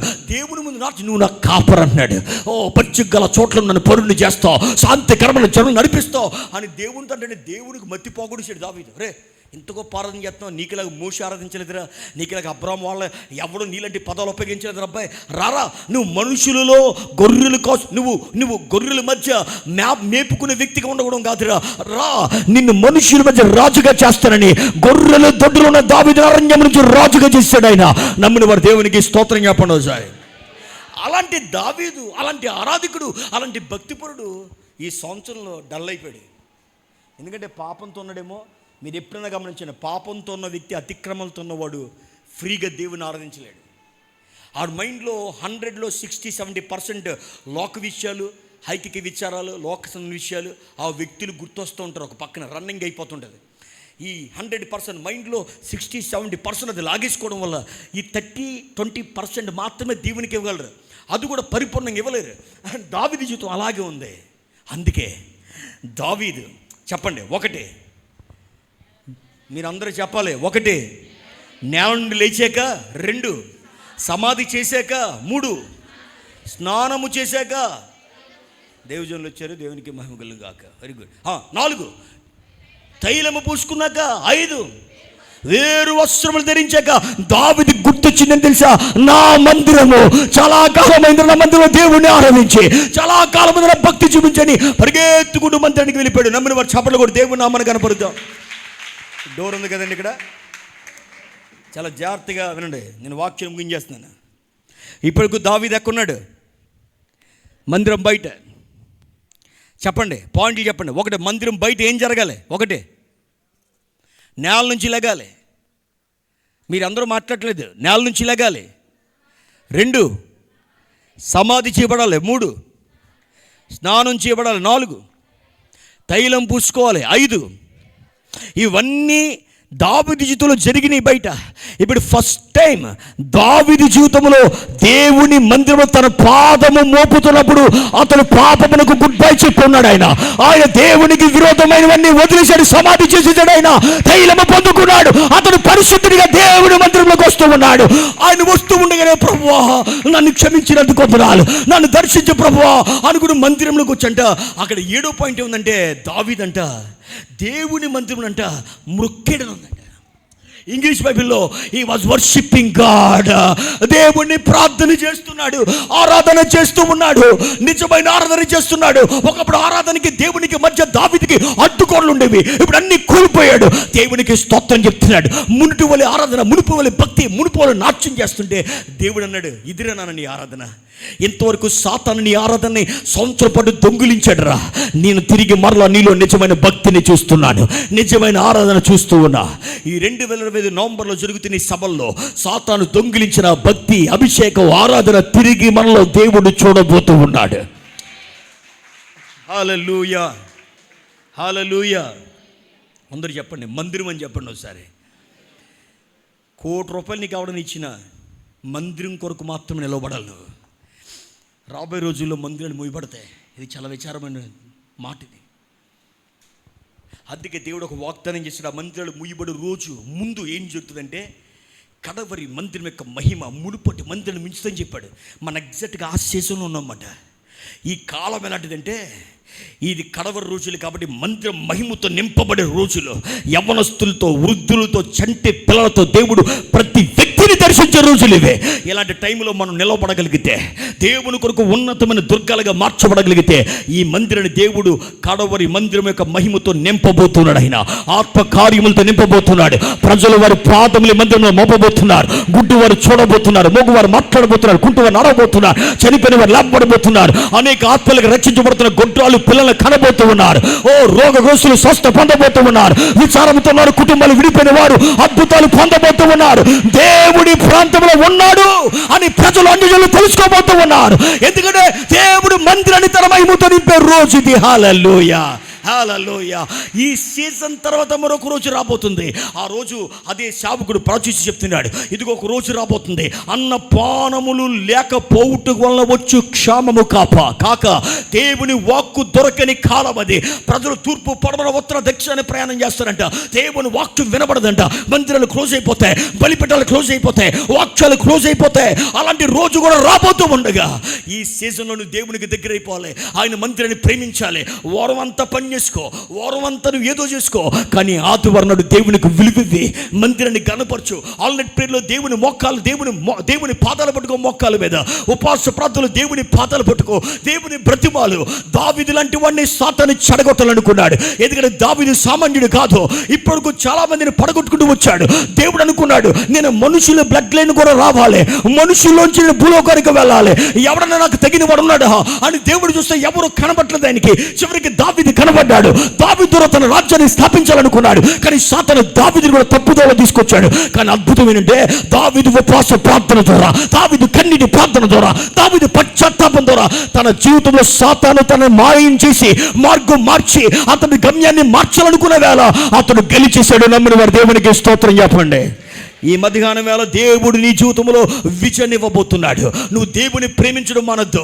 సాతాను ఒకవేళ నేను అవిధేయతకు గురి చేసాడేమో, పాపపు జీవితానికి మరలా తీసుకువెళ్తున్నాడేమో, నీలో చాలా మార్పులు కలిగినాయేమో, నువ్వు ఒకప్పుడు లాగా లేవేమో, శరీర కోరికలతో రగిలిపోతున్నావేమో, శరీరానుసారంగా మారిపోయేవేమో, ప్రార్థనకు దూరం అయిపోయేవేమో, విశ్వాసాలు చల్లారిపోయేవేమో, నీలో చాలా శారీరకమైన మార్పులు వచ్చినాయేమో.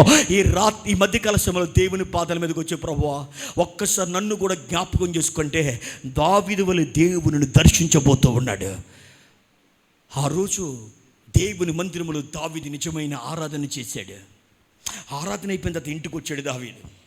ఇంటికి వచ్చినాడంట, అతడు బల్ల మీద కూర్చున్నాడు దావీదు. అందరూ భోజనం పెడుతుంటే దావీదుకు భోజనం వడ్డించాడంట. దావీదు భోజనం చేశాడు. అందరూ పక్క వంచి చెప్పండి, భోజనం చేయమని చెప్పండి. నువ్వు భోజనం చేయకపోతే మళ్ళీ ఇంకో బచ్చి పని చూస్తావు మేడకి. ఒకసారి అందరూ పక్క భోజనం చేయమని చెప్పండి ఒకసారి. ఇదేం భోజనం అంటే వాక్యం అనే భోజనం. నమ్మిన వారు దేవునికి స్తోత్రం చెప్పాలి. దావీదు జీవితంలో మనం 8 మెట్లు చూసాం. 1 నేల నుంచి లేచాడు, 2 సమాధి చేశాడు, 3 స్నానం చేశాడు, 4 తైలము పూసుకున్నాడు, 5 వేరు వస్త్రములు ధరించాడు, 6 మందిరానికి వెళ్ళాడు, 7 ఆరాధించాడు, 8 భోజనం చేశాడు. 8 మెట్లు ఈరోజు నీ జీవితంలో ఉంటే నీ జీవితాన్ని సాతానుడు కదా ఎవడో కదిలించలేడు. ఎందుకంటే బైబిల్ ఒక మాట ఉంది, దావీదు బెత్షెబా విషయంలో తప్ప మరి ఎన్నడూ తప్పు చేయలేదంట. అంటే ఒకసారి పడిపోయాడు, పడిచి లేచి నిలబడ్డాడు, ఇక ఎన్నడూ పడిపోలేదు. హల్లెలూయా. ఒక్కొక్క వ్యక్తి పడిపోవడం సహజం. లోకం చాలా భయంకరమైంది. అలాంటి పరిస్థితులకు వెళ్ళి ఇంకా పడిపోయి బ్రతుకుతుంటే దేవుడు అక్కడ ఎప్పుడు వస్తుందో తెలియదు, నీ జీవితం ఇప్పుడు ఆశ్రయించబడదు తెలియదు. అందుకే దిస్ ద రైట్ టైం. ఈ రైట్ టైంలో మనందరి జీవితాలు కట్టుకొని చుండగా ఈ ఉపవాస ప్రార్థనలో పరిశుద్ధాత్మ దేవుడు మన గతిని మన స్థితిని మార్చబోతున్నాడని సెలవబోతున్నాడు. రోజులు గడుస్తున్నాయి.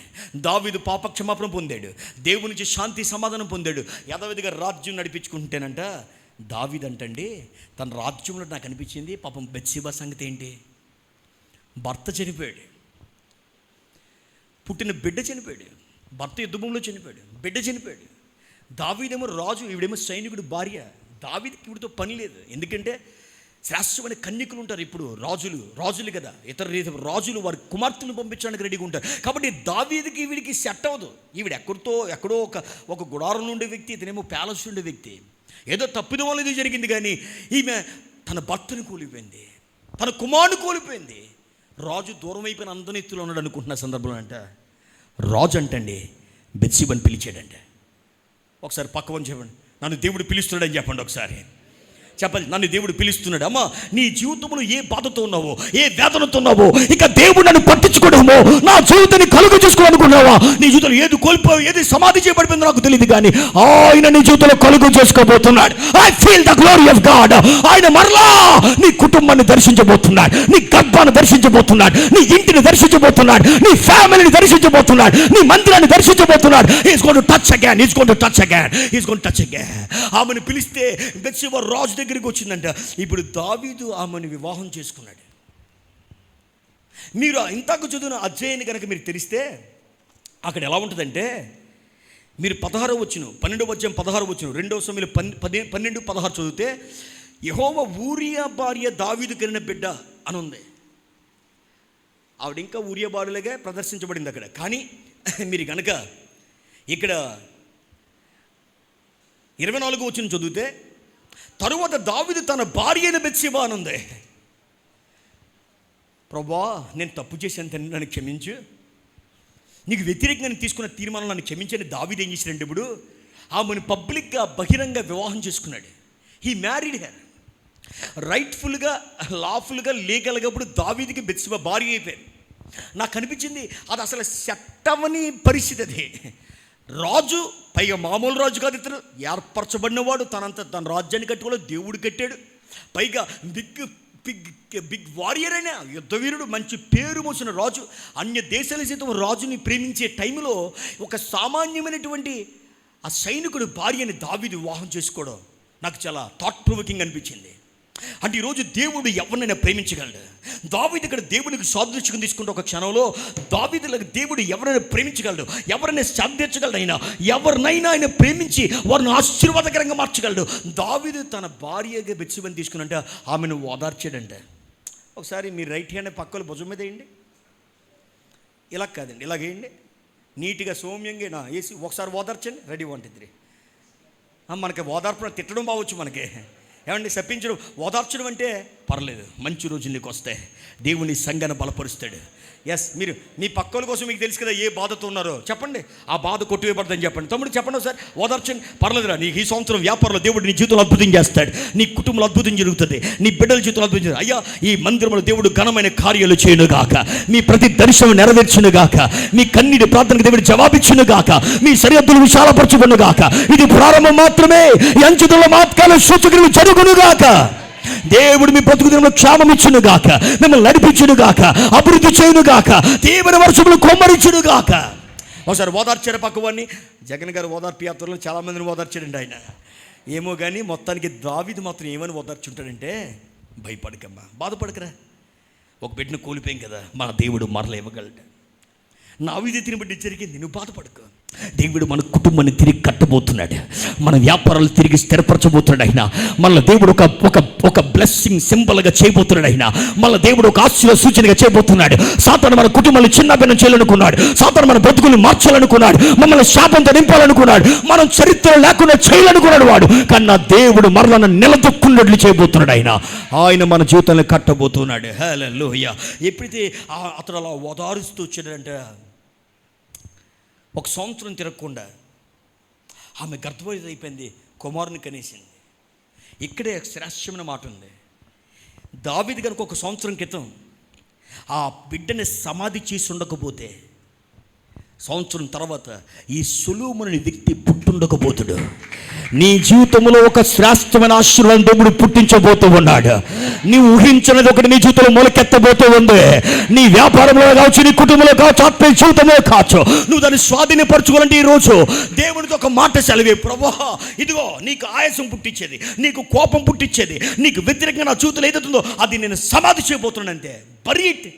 Bury it right now. యేసు నామములో అది కప్పిటే, విసిరేదాన్ని. అది ఎంత పెద్దదైనా, అది ఎలాంటి వ్యక్తి అయినా, చాలా అందగత్తైనా, అందగాడైనా, శ్రేష్టమైన మెటీరియల్ అయినా, అది ఎంతో విలువైన వస్తువైనా పాతే. దేవుని జీవితంలో అద్భుతం చేయబోతున్నాడు. దేవుని లెక్కలు ఎలా ఉంటాయి చెప్పమంటారా? దేవుడు ఇస్తే ఎలా ఉంటుందంటే, నువ్వు 5 రూపాయల కోసం చాలా కష్టపడి జీవితాన్ని పాడు చేసుకుంటే దేవుని కోసం 5 కోట్లు దాస్తాడు. అంత పెద్ద తేడా ఉంటుంది అన్నమాట దేవునికి మన మైండ్కి. దేవునికి మన మైండ్కి ఎంత పెద్ద డిఫరెన్స్. అందుకంటే భూమి నుంచి ఆకాశం ఎంత ఎత్తుకు నా తలంపులు మీ పట్ల అంత హెచ్చుగా ఉన్నాయి. ఎందుకురా బాబు, ఒక రెండు 3 అంగుళాలు ఇస్తున్న దాని కొరకు నువ్వు అల్లాడిపోతున్నావు, 6 అడుగులు ఇస్తున్న దాని కోసం ఆశ్చర్యపోతున్నావు. నీ పట్ల నా ప్రణాళిక ఎలా తెలుసా? ఆకాశం అంత ఎత్తుందని ఆయన అన్నాడు. ఆయన ఈ రోజు ఆయన ప్రణాళిక మన సంఘంలో నెరవేర్చబడాలి అంటే, దావీదు జీవితంలో నెరవేర్చబడాలంటే, సాతాను కలుగు చేసిన ఆటంకములో పశ్చాత్తాపడాలి, విడుదల పొందాలి, దేవుని ముందు కొన్ని తీర్మానాలు తీసుకోవాలి. ఓ బెత్షెబ గర్భవతి కుమారుని కన్నంట. దావీదు చేతుల బిడ్డ వచ్చేసాడు. దావీదు ఆ బిడ్డని ఎత్తుకున్నాడు. అవా, దావీదు ఆ బిడ్డని చేశారే, సేమ్ నాకులాగా ఉన్నాడు. ఇది ముక్కు చూడు నాకులాగా ఉంది. మీరు ఎప్పుడు అలా అనలేదా పిల్లల్ని కన్నప్పుడు? ఏమండి మీ భర్తలు అలా అనలేదండి? నీకు ఇలా లేకపోయినా ఆడు ముక్కు నాకులే ఉంది అనలేదా మీరు? అలాగే ఉంటాం, అలాగే చేస్తాం. దావీదు కూడా చాలా, దావీదు కోసం బైబిల్ ఉందంట, సుందరుడు అంట. దావీదు చక్కటి నేత్రాలు కలిగినవాడు. Is a handsome guy. అదేవిధంగా తన కుమారుడు కూడా ఇంకా సౌందర్యవంతుడు. బెత్షెబ కూడా సౌందర్యవంతురాలు. కాబట్టి దావీదు అందం, బెత్షెబ అందం, దేవుడు కలుగు చేసుకున్న అందం కూడా కలిగిందేమో. సొలొమోను ఇంకా శ్రేష్టమైన వ్యక్తిలా ఉన్నాడండి. దావీదు మురిసిపోతున్నాడు మాట. అతను చూసి ముద్దులు పెడేస్తున్నాడు, సంతోషపడిపోతున్నాడు. ఒరే నాన్న, నీ పేరు సొలొమోను రా అని పేరు కూడా పెట్టేశాడు. ఒక అతను వచ్చి తలుపు కొట్టాడు.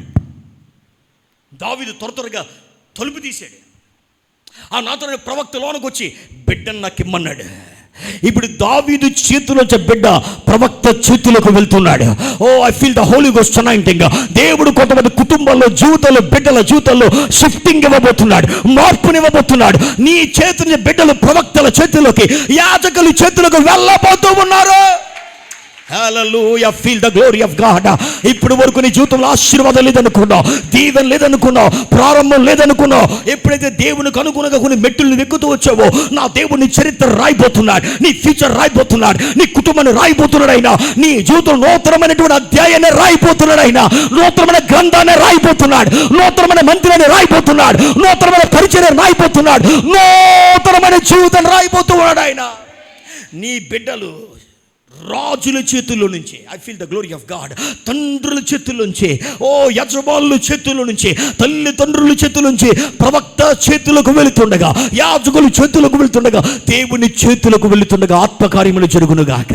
సొలొమోను యాజకుడు ఈ ప్రవక్త తీసుకుని అతని చేతులు తీసుకొని దేవుడు ఇతనికి ఒక పేరు పెట్టాడు. అబ్బాయి, నువ్వు పెట్టిన పేరు సొలొమోను, కానీ దేవుడు తానే ఒక పేరు బిడ్డ కోసం రాశాడు. నువ్వు ఆ బిడ్డకి పేరు పెట్టబడిన ఒక పసిగొందు నువ్వు కప్పెడుతున్నప్పుడే, ఆ వ్యక్తిని పాతి పెడుతున్నప్పుడే, నా దేవుడు పరలోకంలో నీకు పుట్టబోయే 2వ బిడ్డ కొరకు ఒక పేరు రాశాడు. ఆయన I feel the glory of God. నువ్వు ఊహించని పేరు నీ కొరకు రాబోతున్నాడు, నీ బిడ్డల కొరకు రాయిపోతున్నాడు. పేరులో నీ చరిత్ర రాస్తాడైనా, నీ భవిష్యత్తు రాస్తాడైనా. ఆ పేరు ఏంటో తెలుసా? నీ బిడ్డ పేరు యెదిద్యా. నువ్వు సొలొమోను పేరు పెట్టో, నేను యెదిద్యా అని పేరు పెట్టి పంపానన్నాడు. యెదిద్యా అనే మాటకు అర్థం ఏంటంటే యెహోవాకు ప్రియుడు, ద లవర్ ఆఫ్ గాడ్. అందరూ చెప్పండి, ద లవర్ ఆఫ్ గాడ్. యెహోవాకు ప్రియుడు అనే తెలుగు, ఇంగ్లీష్లో ద లవర్ ఆఫ్ గాడ్ అంటే దేవుని చేత ప్రేమించబడిన వాడు. ఓ యెహోవాకు ప్రియమైన వాడు. ఎంత అద్భుతమైన మాట. బైబిల్లో ఇంకెవ్వడు కూడా ఇటువంటి పేరు దేవుడు ఇవ్వలేదు. యెదిద్యా he become a lover of God, the soulmate of God. అంటే ఒక వ్యక్తి లవర్స్ భూమి మీద ఉన్నారనుకో, లవర్స్ అంటే ఏంటి? ప్రేమికులు. ఇద్దరు ప్రేమికులు ఉంటే ఎలా ఉంటారో, దేవుడు సొలొమోన్ని నా ప్రేమికుడు అని చెప్పుకున్నాడు ఆయన అంత బహిరంగంగా. ఆ బిడ్డ పుట్టినప్పుడే ప్రవక్త చెప్పాడు, ఇతడు దేవునికి ప్రియుడు, దేవునికి ప్రేమికుడు, ద లవర్. ఈ become the lover of God. Solomon ఎదుగుతూ ఉన్నాడు. ఓ, దేవుడు పేరు వాగ్దానం చేసినవాడు నమ్మదగినవాడు. ఆయన ప్రామిస్ చేశాడంటే ఏం జరిగిన వాగ్దానం నెరవేర్చకుండా ఆపడైనా అది జరుగుతూనే ఉంటుంది. కొంతమందికి దేవుడి ఉపవాస ప్రార్థనలో వాగ్దానం చేయబోతూ ఉన్నాడు. హల్లెలూయా. సొలొమోన్ ఎదుగుతుండగా నాకు అనిపించింది, ఒకసారి దేవుడు ఒక వ్యక్తికి లవర్ అయితే ఎలా ఉంటుందో దేవుడు నిరూపించాడండి. ఇక్కడ యవన బిడ్డలో మీరందరూ మంచోళ్ళు అనిపిస్తుంది నాకు. బయట అంతా లవ్వే కదా. లవ్వుతో చాలా ప్రమాదం అండి, ప్రేమికులతో. మొన్న ఒక అమ్మ నా దగ్గరికి వచ్చి, అన్న నీకు వాక్యలను కానీ ఒకడు డైరీ మిల్క్ ఇచ్చి 2 పువ్వులు ఇచ్చి అతడు ప్రేమను చూపెడితే నేను పడిపోయినా, పెళ్లి చేసుకున్నాను. 3 నెలలు అవుతుందంటే టార్చర్ పెడుతున్నాడు అన్నది. మరి డైరీ మిల్క్ను గులాబీ పువ్వును చూసి ఆశపడితే ఎలాగ ఉంటుందమ్మా? అది కదా నీకు కావాల్సిందే. Thank you sir.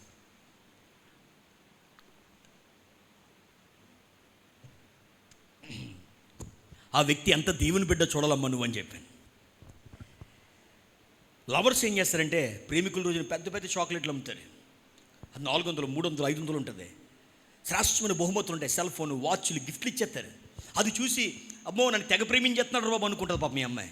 ఆ అబ్బాయి కూడా ఒకలాగా. చాలామంది మోసం. ఈ రోజుల్లో ఎంత భయంకరమైన డ్రమ్ పెట్టులో శవాలు దాయడం, పైనుంచి దోసేయడం, ఇవన్నీ ఆకర్షణ. రియల్ లవ్ కాదు అది. మనుషులు ఆకర్షించబడుతున్నారు కానీ 2-3 సంవత్సరాల ఆకర్షణ ఆగిపోయిన తర్వాత వారు ఎంతో బాధపడుతున్నారు. దైవికమైన వివాహాలు జరగాలి, దేవుడు ఏర్పరిచిన వివాహాలు జరగాలి. నీకు నచ్చిన వ్యక్తి కాదు, దేవుడికి నీ పట్ల నచ్చిన వ్యక్తిని అని ఇస్తాడనమాట. అది దైవ నిర్ణయం అన్నమాట. నీకు ఎవరైనా నచ్చారనుకో, పొరపాటుని నువ్వు సేవకుడి దగ్గరికి వచ్చి తల్లిదండ్రులకు వచ్చి, అమ్మా నేను ఆగలేకపోతున్నాను, నాకు ఇలా నచ్చాడు ఒక వ్యక్తి, ఏం చూడాలి నాకు అర్థం అవ్వట్లేదు, నా మనసేమో నా శరీరం ఏమో, ఆ వ్యక్తి నీ భర్త, ఆ వ్యక్తి నీ భార్య, ఆ వ్యక్తి అని చెప్తుందమ్మా అని నువ్వు పెద్ద భర్త చెప్తే, వాళ్ళు ఒకవేళ ప్రార్థన చేసి దేవుని చిత్తం అయితే ఒకవేళ ఓకైతే వాళ్ళు చేస్తారేమో. అంతేగాని నీ నిర్ణయాలను ఏర్పాటు చేసుకొని ఇల్లుదులు పారిపోవడం, జీవితాన్ని పాడు చేసుకోవడం, తర్వాత నీ జీవితంలో భయంకరమైన ఏడ్పు గురవడం, నువ్వు అదంతా కూడా సాతాన్ని కలిగింపు చేసే అపజయం, వంకరు త్రోవలు. నేను ఎందుకు మాట చెప్పానంటే, దేవుడు లవర్ అయితే ఎలా ఉంటుందో చెప్తాను చూడండి.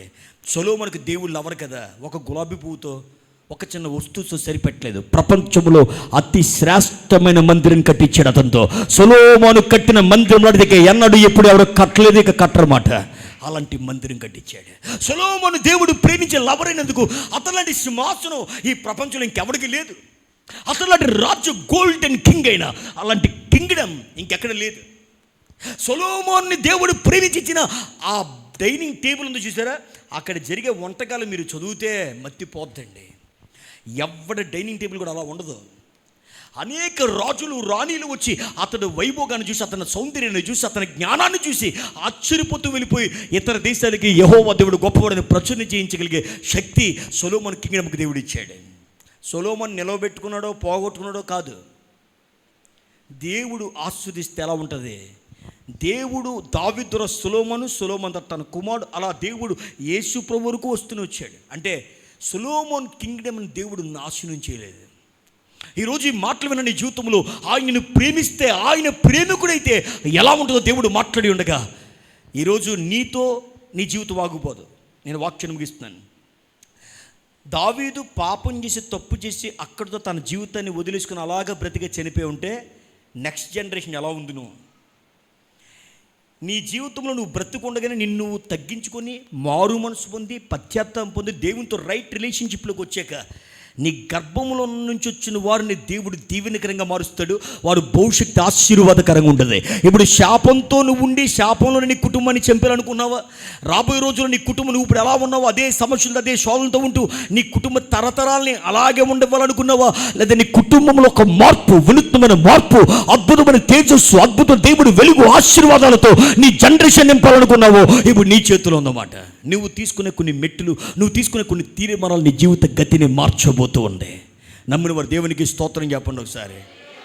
నేను వాక్యాన్ని మొదలుపెట్టిన ఇప్పటివరకు నేను తీసుకున్న సబ్జెక్ట్ నుంచి బయటికి వెళ్ళలేదు. ఒక్క జోకు లేదు, ఒక పెట్టగది లేదు. వాక్యానికి బయట వెళ్ళి ఇంకో సబ్జెక్ట్ కూడా తేలేదు. ఎందుకంటే నా ఉద్దేశం ఒకటే, రాబోయే రోజుల్లో 1 గంట ఇస్తారు మనకి వర్షిప్కి. 1 గంటలోనే పాటలు, ఆరాధన జరిగిపోలే, మెసేజ్ అయిపోవాలి. అప్పుడు ఏ వర్తమానాలు చెప్తాం? అప్పుడు ఎలా దేవుని ఆరాధిస్తాం? భయంకరమైన రోజులు రాబోతుండగా వాక్యము చాలా విలువైంది. వాక్యంగా బోధించాలి, వాక్యంగా స్వీకరించాలి. ఈ మధ్యకాల సమయంలో దేవుడు నీతో మాట్లాడి ఉండగా వాక్యము మన జీవితంలో నెరవేర్చబడునుగాక, ఆశీర్వాదకరంగా మారునుగాక, దీవెనకరంగా మారునుగాక. ఎందుకో దేవుడు నన్ను చిన్న ప్రేరేపణ ఇచ్చాడు. దాన్ని బట్టి నేను కొన్ని నిమిషాలు, అయ్యా ఒక 10 నిమిషాలని ముగిస్తాను. ఒకసారి అందరూ లేచి నిలబడండి. లేచి నిలబడిన తర్వాత ఇక్కడ వాళ్ళందరూ కొద్దిగా వెనక్కి వెళ్ళిపోయి నాకు ప్లేస్ ఖాళీ ఇవ్వండి. ఒక్కసారి వెనక్కి జరిగి. చాలామంది స్త్రీలు ఉన్నారు ఇక్కడ, పురుషులు చాలా తక్కువ మంది ఉన్నారు. కానీ దేవుడు ఎప్పుడు కోనేరుని కదిలిస్తాడో మనకు తెలియదు కదా. సో నేను ఇక్కడ భార్య భర్తలకు వచ్చిన వారు అన్నట్టు సార్ చెప్పేకెత్తండి. భార్య భర్తలకు వచ్చిన వ్యక్తులు సార్, భర్తలు అందరూ ఎదురుకు వచ్చాడు. భర్తలు ఇక్కడ కుటుంబంతో భార్య భర్తకు వచ్చిన వారిలో భర్తలు వచ్చాయండి ఎదురుకు. ఒకసారి తొత్తరు. Hallelujah, feel the glory of God. Pastors మీరు కూర్చోండి, పర్లేదు మీరు కూర్చోండి. అయ్యారు మీరు కూర్చోండి. ఒక్కసారి భర్తలు అందరూ ఎదురుకు రండి ఒకసారి. Very good. మీ భార్యలు ఇక్కడికి వస్తేనే రండి అయ్యి మీరు ఎదరికి. Very good. అయ్యి ఇలా నా వైపు ఇలా నుంచండి, ఎదురుకోండి. వాళ్ళు ఎలా నుంచండి, అలా నా వైపు, ఇలా నా వైపు తిరిగి కొద్ది విశాలంగా నుంచండి. విశాలంగా నుంచి ఇలా కూడా వచ్చండి. మొత్తం లైన్లో నుంచి 2 లైన్ల కింద 3 లైన్ల కింద వేయండి. కొద్ది మీ పక్కన ప్లేస్లో నిచ్చుకోండి. అమ్మ వీళ్ళందరికీ ఎముకలు ఉన్నాయి కదా, మీ భర్త మీకు తెలుసు కదా, అక్కడికి వచ్చి వారి పక్కన నుంచోండి. భార్యలు ఎంతమంది వచ్చారు? ఇద్దరు అంటే మీరు సిగ్గుపడతానే ముందు భర్తలు పిలిచాను. కొంతమందికి సిగ్గు ఎక్కువ కదా మనకి. వచ్చి మీ భర్తలు పక్కన భార్యలు నిలబండి ఒకసారి. కొద్దిగా ఫ్రీగా నుంచోండి బ్రదర్. ప్రేయర్ చేయడానికి కొద్దిగా ఫ్రీగా నుంచోండి తమ్ముడు. కొద్దిగా ప్రేయర్ చేయడానికి వీలుగా నుంచోండి తమ్ముడు. ప్రేయర్ చేయడానికి వీలుగా నుంచోండి. 3 లైన్ల కింద నుంచోండి. Very good. మనది చాలా పెద్ద సంఘం. మందిరాన్ని చూస్తే అర్థమవుతుందా, పాస్ అని చూసినప్పుడు అర్థమైంది. అయితే కుటుంబాలు 1 2 3 4 5 6 7 8 9 10 11 12 13 14 15 16 కుటుంబాలు కనబడుతున్నాయి. స్త్రీలు చాలామంది ఉన్నారు. యాక్చువల్గా మనకి ఇక్కడ 100 కుటుంబాలు ఉంటాయేమో, పైపడి ఉంటాయి. 100 కుటుంబాలు పైపడి ఉంటాయి. కానీ అదే మరి ఏంటంటే అందరూ చల్లారిపోయారు. వ్యాపారాల్లో పనులు, సంవత్సరం జరిగే ఒక్కరోజు ఫాస్టింగ్ డేస్లో వ్యాపారాలకు సెలవు పెట్టుకోవాలి. మనం అన్నిటికి గుడ్ బై చెప్పాలని పాదాలు పట్టుకుని ఏడవాలి. అది టైం యాక్చువల్లీ. కానీ సాతాన్ని గలిబిలి చేసేది సంఘాలు, పనులు, వ్యాపారాలు. ఒకసారి మీరు కూడా ఎదురుకు రండి. మాకు నీట్గా నీట్గా నిలబడినా మాకు అర్థమయ్యేటట్టు.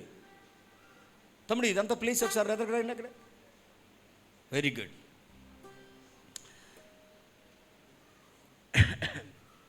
భర్తలు ఎవరైతే ఉన్నారో అందరూ ప్రార్థన పడుకుందాం. అందరూ ప్రార్థన. భర్తలు ఎవరైతే ఉన్నారో వారు మీ భార్య భుజమ చేయండి. సిగ్గుపడద్దు. కొంతమంది భార్య భర్తలు మాట్లాడుకోరు. అలాంటి వాళ్ళు ఎవరు ఉన్నారు ఇక్కడ? చీట్ల మీద రాసుకుంటారంట, ఇదిగో అన్నం పెట్టని తినక్కడ. అలాగా 7 సంవత్సరాలు మాట్లాడలేదండి మొన్న ఒక వ్యక్తి, మాకు తెలిసిన వ్యక్తే. మాకు తెలియదు, బయటికి ఇద్దరు కలిసి వచ్చేవారు, బండి మీద తీసుకెళ్ళేవాడు. కానీ 7 years అయిందని మాట్లాడుకోడు. అలాంటి గలిబిలు ఉంటే యేసు నామములో కొట్టివేయబడును గాక. దేవుడు ఎందుకో నాకు ఈ మాట చెప్పాడు, కుటుంబాలను కట్టబోతున్నానని చెప్పాడు ఆయన. ఈ ఫాస్టింగ్ ప్రేయర్స్లో మెయిన్ టీమ్ ఏంటంటే కుటుంబాలు దేవుడు కట్టబోతున్నాడు. చిన్న అయిపోయిన కుటుంబాలు దేవుడు కట్టబోతున్నాడు. ఒకసారి మీ భార్య భుజమ చేసి ఒకసారి ఓదార్చండి. మీకు ఏమైనా అప్పులున్నా, కలతలున్నా, సమస్యలు చెప్పండి. వార్త ఏమంటే ఈ సంవత్సరం దేవుడు మన జీవితంలో కలతలు కొట్టివేస్తాడు, అప్పులు కొట్టివేస్తాడు, మన గర్భఫలాన్ని తెరుస్తాడు, మన జీవితంలో ప్రతి శోధన కొట్టి. మీరు విశ్వాసంతో మాట్లాడుకోండి. పరిశుద్ధాత్మతో నిజముగా మీరు మాట్లాడుతుండగా, ఓదారుస్తూ ఉండగా అద్భుతాలు చేయునుగాక, మన జీవితాలను కలుగు చేసుకునుగాక. ప్రభువా, ఈ భార్య భర్తల జీవితంలో కలుగు చేసుకోమని అడుగుచున్నాము తండ్రి. వారి జీవితంలో రుచి చూసిన మరణాలు కావచ్చు, శాపాలు కావచ్చు, ఓటమి కావచ్చు, యేసు నామములో ఆశీర్వాదకరంగా మారిపోవునుగాక. ఒకసారి మీరు ఓదార్చుకున్నారా అందరూ? ఒకవేళ స్త్రీలు ఎవరైనా, అయ్యో నా భర్త రాలేదండి, మాకు ప్రార్థన జరగట్లేదు అనుకోకండి. మీ మనసులో మీరు ప్రార్థన చేసుకోండి. మీ భర్త ఎక్కడున్నా మీ కుటుంబంలో దేవుడు అద్భుతం చేయబోతున్నాడు. అమ్మగారు, అయ్యగారు ఒకసారి వేదిక మీదకి రండి. ఇది ఒక ప్రొఫెటిక్ వర్డ్ అండి. మీరు వదిలేకండి, చేయి పట్టుకోండి. ఇది ఒక ప్రొఫెటిక్ వర్డ్. అమ్మగారు, అయ్యగారు విశ్వాసం తెలియజు కుటుంబం కోసం ఏదైతే ప్రకటిస్తున్నారో, ప్రవచిస్తున్నారో, వాగ్దానం చేస్తున్నారో, దేవుడి చేత ఆశీర్వాద వచనాలు వచ్చిస్తున్నారో, అవి 100కి 100% మీ జీవితంలో నెరవేర్చబడబోతున్నాయి. వారు ఏకీభవించి మిమ్మల్ని ఆశీర్వదిస్తారు. ఆశీర్వాదాలు మీ కుటుంబంలో నెరవేర్చబడునుగాక. అందరూ ప్రార్థనాపూర్వకంగా అందరూ ప్రార్థనాపూర్వకంగా ఒక నిమిషంలో మొట్టమొదటిగా అమ్మగారు ఆశీర్వదిస్తారు మిమ్మల్ని. కేవలం ఆశీర్వాదం వచ్చినాలు కుటుంబాలను బట్టి ఆశీర్వదిస్తుంటారు. ఆ తర్వాత అయ్యగారు మిమ్మల్ని ఆశీర్వదిస్తారు. వారు ఆశీర్వదిస్తుండగా ఆశీర్వాదాలు మన జీవితంలో నెరవేర్చబడును గాక. అందరూ ప్రార్థనాపూర్వకంగా ఉందాం. స్తోత్రం స్తోత్రం మహాగణుడ మహోన్నతుడ సర్వోన్నతుడా నీకు స్తోత్రం చెల్లిస్తున్నాం. మా ముందుంచబడిన ఈ ఉపవాస కోడికలో 2వ దినమని ఈ రీతిగా మేమందరం నీ సముఖంలో సమకూర్చబడి ఈ రీతిగా నేను ఆరాధించడానికి కృప చూపిన దేవానికి స్తోత్రం చెల్లిస్తున్నాం. ఈ సమయంలో మా బిడ్డలందరూ ఆత్మీయ బిడ్డలందరూ అయా కుటుంబాలుగా నీ సముఖంలో చేరిన ప్రతి బిడ్డను బట్టి నేను స్తుతిస్తూ ఉన్నాం తండ్రి. అయా ఇదిగో నాగేశ్వరముల లక్ష్మిని దీవించునుగాక, వారిని ఆశీర్వదించునుగాక, వారిని నాయన దాంపత్య జీవితాన్ని ఫలింపు చేయునుగాక, నీ కృపాక్షేమాలు బిడ్డల మీద మెండుగా దీవించబడునుగాక. నీకు స్తోత్రం చెల్లిస్తున్నాం తండ్రి. యేసురాజా రాము స్వాతిని బట్టి ప్రార్థిస్తున్నాం. నీ బిడ్డలని కుటుంబాన్ని దీవించండి, వారి బిడ్డలను ఆశీర్వదించండి, వారి దాంపత్య జీవితాన్ని వర్ధిల్లు చేయును గాక తండ్రి. నాయన కృపాక్షేమాలు బిడల మీద మెండుగా ఉంచునుగాక. అయా ప్రతి కలతలు తొలగించబడునుగాక, వ్యాపారంలో వృద్ధి కలుగునుగాక. నీకు స్తోత్రం చెల్లిస్తున్నాం తండ్రి. అయా నీకు వందనాలు నాయన. అయ్యా నాయన సాల్మాన్ గారిని బట్టి ప్రార్థిస్తూ ఉన్నాం తండ్రి. సియోన్ కుమార్ని బట్టి ప్రార్థిస్తూ ఉన్నాం. నీ బిడ్డలను దీవించండి అయ్యా. వారి దాంపత్య జీవితంలో కలతలు తొలగించబడునుగాక. ఆత్మీయంగా నీ బిడ్డలు నీ సన్నిధిలో స్థిరపరచబడునుగాక, ఆశీర్వదించబడునుగాక. నీ మందిరములో వారు నాయన అయ్యా ఇదిగో స్థిరపరచబడి ఆధ్యాత్మిక ఉన్నతంగా దీవించబడునుగాక తండ్రి. వారి బిడ్డలు ఉన్నతంగా దీవించబడునుగాక. నీ కృపాక్షేమాలు బిడ్డల మీద ఉంచమని ప్రార్థిస్తూ ఉన్నాం తండ్రి. అయ్యా నీకు వందనాలు. ప్రవీణ్ని బట్టి శాంతి రఘునైనా ఎస్తేర్ని బట్టి ప్రార్థిస్తూ ఉన్నాం. ఈ కుటుంబాన్ని దీవించండి, ఆశీర్వదించండి, వర్ధిల్ల చేయండి దేవా. వారికి ఇచ్చిన బిడ్డలను దీవించండి, మంచి ఆరోగ్యాలు దయచేయండి, ప్రతి కీడు తప్పించమని ప్రార్థిస్తూ ఉన్నాం. యేసు నామములో బిడ్డకు పరిపూర్ణమైన స్వస్థత కలుగునుగాక. నీకు వందనాలు చెల్లిస్తూ ఉన్నాము తండ్రి. యేసును బట్టి నాయన ప్రార్థిస్తున్నాం తండ్రి. తన భార్యను బట్టి ప్రార్థిస్తున్నాం. దీవించండి, దాంపత్య జీవితాన్ని ఆశీర్వదించండి. అయా ఆధ్యాత్మిక నీ సన్నిధిలో స్థిరపరచబడును గాక. మారు మనసు రక్షణ అనుభవం యేసుకు అనుగ్రహించును గాక. నీ బిడ్డలు నీ సన్నిధిలో స్థిరపరచబడును గాక. భార్యాభర్తలు నీ కొరకు నమ్మకంగా జీవించును గాక. నీ పరిచర్యలో వర్ధిల్లును గాక. నీకు వందనాలు చెల్లిస్తున్నాం దేవా. నీకు స్తోత్రాలు. జాషువాని బట్టి మెర్సీని బట్టి ప్రార్థిస్తున్నాం. ఈ దాంపత్య జీవితాన్ని ఆశీర్వదించండి అయ్యా. నీ కృపాక్షేమాల బిడల మీద మెండుగా ఉంచండి అయ్యా. మంచి ఆరోగ్యాలు దయచేయండి, నెమ్మది ఇవ్వండి తండ్రి. సమాధానంతో నింపండి దేవా. విరోధంగా ఉన్న ప్రతి కీడును దూరపరచండి దేవా. వ్యాపారంలో వర్ధులు చేయను గాక. వారి కుటుంబాల బిడలను దీవించబడును గాక. నీకు వందనాలు చెల్లిస్తున్నాం అయ్యా. నీకు వందనాలు. ఓనేసిమును బట్టి రూతును బట్టి ప్రార్థిస్తున్నాం. నీ బిడలను దీవించండి, ఆశీర్వదించండి, నీ పరిచర్యలో బలపరిచి నీ బిడలను అభిషేకించి నడిపించమని ప్రార్థిస్తున్నాం. వారి వ్యాపారాన్ని దీవించండి, చేతి పనులు దీవించండి, ఆధ్యాత్మిక ఆశీర్వదించండి దేవా. బిడలను దీవించమని ప్రార్థిస్తున్నాం. నీ కృపాక్షేమాలు బిడల మీద మెండుగా ఉంచునుగాక తండ్రి. నీకు స్తోత్రము చెల్లిస్తున్నాం అయ్యా. దినేష్ను బట్టి కీర్తిని బట్టి ప్రార్థిస్తున్నాం. దీవించండి అయ్యా. నూతన దంపతుల మీద నీ కృప ఉంచండి దేవా. వర్ధల చేయండి, గర్భఫలాన్ని దీవించండి దేవా.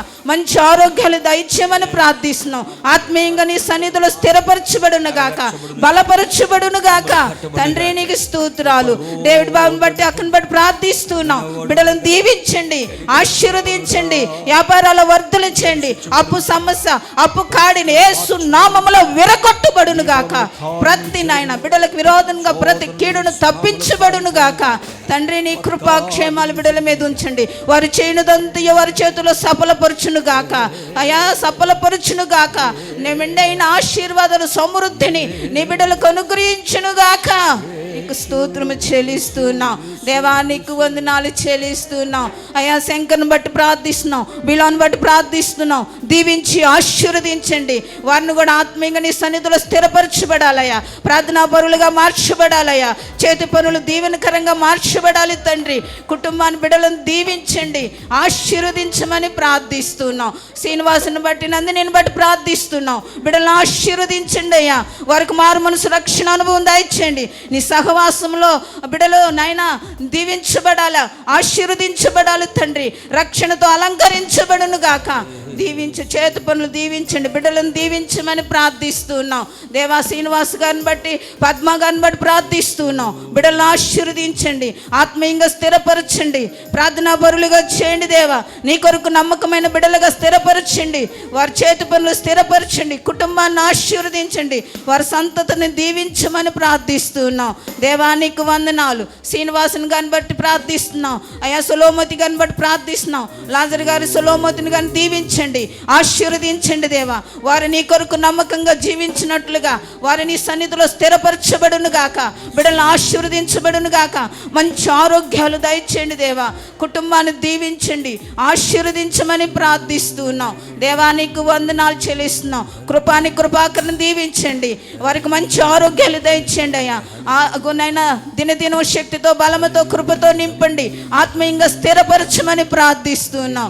దేవానికి వందనాలు చెల్లిస్తున్నాం. తండ్రి నీ బిడ్డలందరినీ చేతులకు అప్పగిస్తూ ఉండగా ఈ బిడ్డలు గోపిని బట్టి, దీవినన్ను బట్టి ప్రార్థిస్తున్నాం తండ్రి. వారిని కూడా దీవించండి అయ్యా. నీ సన్నిధికి నాయన యథార్థంగా నీ సన్నిధిలో వస్తుండగా వారికి కూడా మారు మనసు రక్షణను అనుగ్రహించండి దేవా. అయ్యా రక్షణతో అలంకరించండి దేవా, ఆశీర్వదించండి. ఈ సంవత్సరంలో వారికి నాయన నీ కృపా దీవెనలు మెండుగా బిడ్డల మీద నిలిపిమని ప్రార్థిస్తూ ఉన్నాం తండ్రి. వారికి ఇచ్చిన బిడ్డలను దీవించండి, వ్యాపారాన్ని దీవించండి, ఆశీర్వదించమని ప్రార్థిస్తున్నాం. నీ బిడ్డలు నీ సన్నిధిలో స్థిరపరచబడును గాక, ఆశీర్వదించబడును గాక. నీ కృపాక్షేమాలు బిడ్డలకి మెండుగా దిగి వచ్చును గాక తండ్రి. వారి సరిహద్దులు విశాలపరచబడును గాక, వారికి కీడుగా ఉన్న ప్రతి కీడును తప్పించబడును గాక, వారికి నీ కరుణ హస్తం వరకు తోడుగా ఉండి నడిపించబడును గాక. మహిమ మీరు పొందుకోమని యేసు నామములో అడుగుచున్నాము తండ్రి. అమ్మగారు ఇచ్చిన ప్రతి ప్రార్థన దేవుడు ఆలకించి కుటుంబాలను దర్శించబోతున్న దాన్ని బట్టి చప్పట్లు కొడుతూ బిగ్గరగా దేవుని నామమున కనపడతాం. హల్లెలూయా. కుటుంబాలు దేవుని చేత కట్టబడును గాక, ఆశీర్వదించబడును గాక, దర్శించబడును గాక, సమృద్ధి కలుగును గాక, దీవెన వర్షము కుమ్మరించబడును గాక. అయ్యగారు కూడా ర్యాండమ్ గా ఆశీర్వాదం వచ్చిన వచ్చేస్తారు కుటుంబాలందరిని బట్టి. పరిశుద్ధ తండ్రి నాయనా మీకు వందనాలు, స్తోత్రం చెల్లిస్తున్నా. ఈ దినాన మీ సన్నిధిలో దంపతులుగా నిలిచేటువంటి నీ ప్రియబిడ్డల కొరకు మీ సేవకులుగా మీ నామం పేరిట దీవిస్తున్నా. 120 మీరు కుటుంబాన్ని గురించి నాయన వ్రాయించినటువంటి ఆశీర్వచనాలు యేసు నామములో నీ ప్రియ బిడ్డల దంపతుల మీదకి దిగివచ్చును గాక. నీ బిడ్డల చేతుల కష్టార్జితమును మీరు ఆశీర్వదించి మీ ప్రియ బిడ్డల కుటుంబాలు అనుభవించున్నట్లుగా కృపానుగ్రహించుదురుగాక. భార్యలుగా ఉన్నటువంటి నీ ప్రియ బిడ్డలు భర్తల జీవితంలో నాయన ఫలించు ద్రాక్షవల్లిగా యేసు నామములో మారుదురుగాక. వారికి ఇచ్చిన సంతానమును ఒలీవ మొక్కలుగా మీరు ఆశీర్వదించుదురుగాక. వారి బిడ్డలు చిగురించి నీ కృపలో ఎదిగి వర్ధిల్లుదురుగాక, ఫలించుదురుగాక.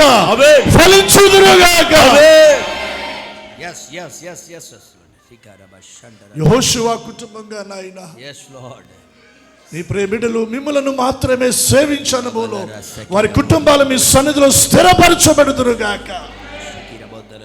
కొర్నేలి తన ఇంటి వారితో నాయన ప్రతి దినము మీ పాదాలను సమీపిస్తూ ప్రార్థించిన అనుభవంలో ఇక్కడ నిలిచిన దంపతుల కుటుంబాలను ప్రతి దినము కుటుంబాలతో ఆయన మీ సన్నిధిలో ప్రార్థించేవారిగా నీ కృపతో వారిని నింపుదురుగాక. కొన్నేలి కుటుంబం మీదకి నాయన మీ ఆత్మను కుమ్మరించారయ్యా. కుటుంబంలో ఉన్న ప్రతి ఒక్కరిని మీ ఆత్మతో నింపారయ్యా, మీరు అభిషేకించారు నాయన. ఇక్కడ నిలిచిన దంపతుల మీద మీ ఆత్మను కుమ్మరించుదురుగాక, కొలతలేని అభిషేకముతో నింపుదురుగాక, పరిపూర్ణంగా మార్చుదురుగాక, సంపూర్ణంగా మార్చుదురుగాక. వీరిలో క్రీస్తు స్వరూప్యము కనబడునుగాక. రాకడ కొరకై వీరిని ఆయుధపరచండి. ఇసాకు రిబ్కాల వలె నేటి సమాజంలో ఆదర్శవంతమైనటువంటి దంపతులుగా వీరిని మీరు ఆశీర్వదించుదురుగాక. అకుల ప్రిస్కిల దంపతుల వలె మీ సన్నిధిలో మీ పరిచర్యలో ఈ దంపతులను మీరు వాడుకొందురుగాక. నీ కృపా దీవెనలతో నాయన మీరు వీరిని ఆశీర్వదించి మహిమ పొందమని మీ సేవకులంగా నిండు మనసుతో మీ నామములో దీవిస్తూ, వీరి మీద ఉన్న కీడులన్నీ తొలగిస్తూ, అపాయాలన్నీ తొలగిస్తూ, శాపమంతటిని కొట్టివేస్తూ, నిండు మనసుతో ఈ దంపతులను దీవిస్తూ యేసు నామమున ప్రార్థించి అడుగుచున్నాము తండ్రి. ఆమేన్. ఆమేన్. ఆమేన్. ఆమేన్. అంత చప్పట్లు కొడుతూ బిగ్గరగా దేవుని నామమున కనపడదాం. దేవుడు సేవకుల ద్వారా ఆశీర్వదించే ప్రతి ఆశీర్వాదం వచ్చును మన కుటుంబాలపైన నెరవేర్చబడును గాక. ఆమేన్. హల్లెలూయా. మీరందరూ వెళ్ళి కూర్చోండి. ఒకసారి అందరూ వెళ్ళి కూర్చోండి. ఒక 5 నిమిషాలు నేను వాక్యాన్ని ముగించాను. ఇంకా అందరూ వెళ్ళి కూర్చుందాం. శ్రేష్టమైన దేవుని యొక్క ప్రసన్నత మనం చూసాం. యవ్వన బిడ్డలందరూ నుంచోండి. యవ్వన బిడ్డలందరూ నుంచొని ఉండండి. వివాహం అవును ప్రతి యవ్వన బిడ్డల వరకు నుంచోండి. మిగతాలు అందరూ కూర్చోండి. యవ్వన బిడ్డలు నుంచోండి. ఎవరైతే యవ్వన బిడ్డలు ఉన్నారో, వివాహం అవ్వలేని యవ్వన బిడ్డల వరకు అందరూ నుంచొచ్చు. మగపిల్లలు ఆడపిల్లలు కూడా ఒకసారి నుంచోండి. దేవుడు విని ఎదిద్యాల వలె మార్చునుగాక. ఆయన చేతులను దేవుడు వీరిని తీసుకునుగాక. వీరి భవిష్యత్తుని దేవుడు కట్టునుగాక. రానున్న రోజుల్లో దేవునికి ప్రియులుగాను ఆయన చిత్తాన్ని నెరవేర్చి బిడ్డలుగాను దేవుడు వీరిని చేయునుగాక. కృపాక్షేమములు వారిని వెంబడించునుగాక. యేసు నామములో అడుగుచున్నాము తండ్రి. ఆమేన్.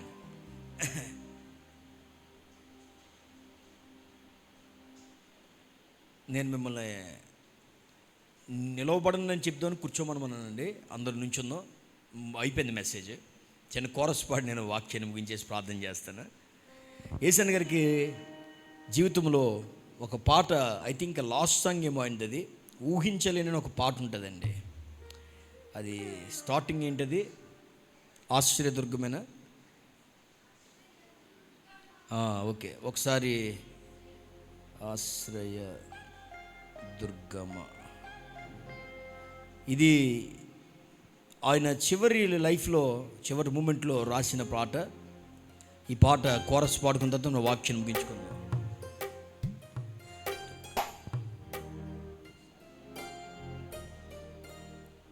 ఎవరిదైనా పాట ఉందండి అది?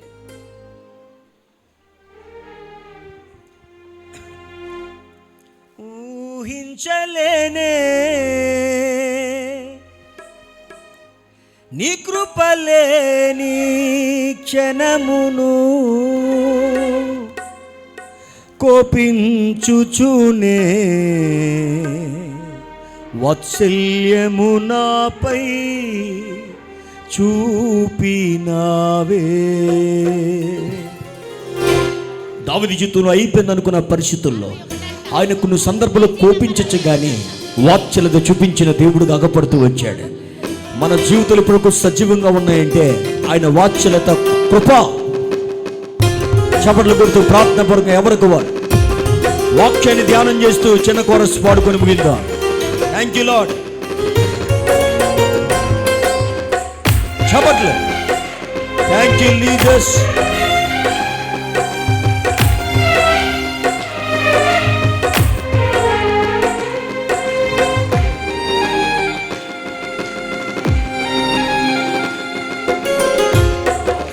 దుర్గమా నా యేసయ్యా, నవజీవన మార్గమునా నన్ను నడిపించుమా.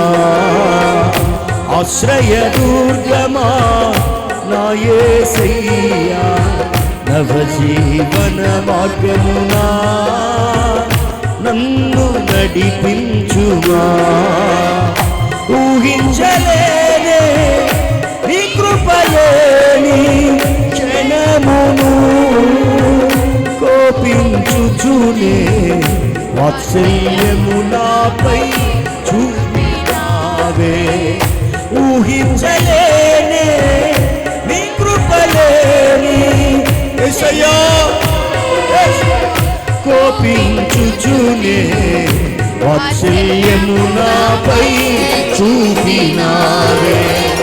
ఆశ్రయ దుర్గమా నా యేసయ్యా, నవజీవన మార్గమునా నన్ను నడిపించుమా.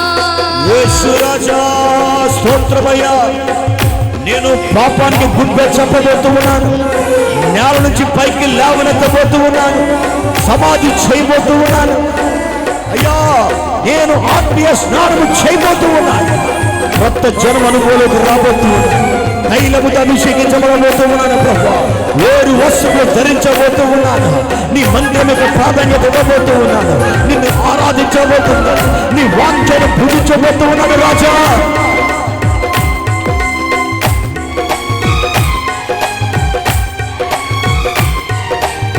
రెండో చరణం నాతో నీవు చేసిన నిబంధనలన్నీ నెరవేర్చుచుంటివే. నీతో చేసిన తీర్మానములు స్థిరపరచితివే. అందు నీవు చేసిన నాతో నీవు చేసిన నిబంధనలన్నీ నెరవేర్చుచుంటివే. నీతో చేసిన తీర్మానములు స్థిరపరచితివే. అందుకే స్తుతి ఘన మహిమల స్తోత్రాంజలి చెప్తాం. అందుకే స్తుతి ఘన మహిమల స్తోత్రాంజలి. ఆశ్రయ దుర్గమా నా యేసయ్యా, నవజీవన భాగ్యమునా నన్ను నడిపించుమా. చివరి చరణం. Thank you lord. నీ జీవితంలో నువ్వు ఇంతవరకు ఆత్మీయులో ఏ స్టేటస్ ఉన్నా నాకు తెలియదు, కానీ ఈ మధ్యాహ్నం వేళ మన పాదము మరలా మా ఇంటి బొమ్మ మనం తాకగా మునిపే దైవికమైన సన్నిధితో మనం బయలు వెళుతుముగాక. దేవుడు నీతో రావట్లేదు అనుకోవద్దు, ఆ నీతో లేడనుకోవద్దు, ఆ నీతో రాబోతున్నాడు రోజు.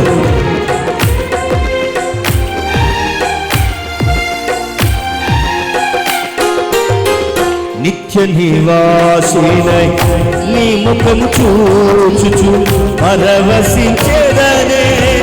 ఈ నిరీక్షణయే ఉత్తేజము నాలో కలిగించుచున్నది.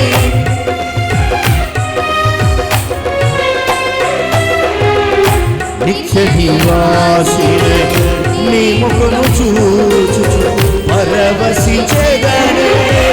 ఈ నిరీక్షణయే ఉత్తేజము నాలో కలిగించుచున్నది. స్తుతిగల మహిమలు నీకే చెల్లును నా యేసయ్యా. హల్లెలూయా హల్లెలూయా చెప్తాం. స్తుతిగల మహిమలు నీకే చెల్లును నా యేసయ్యా.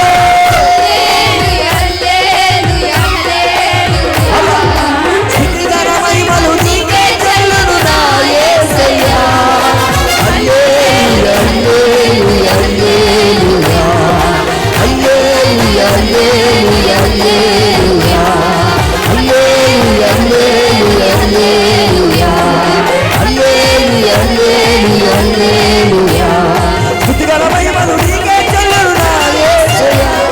హల్లెలూయా హల్లెలూయా హల్లెలూయా.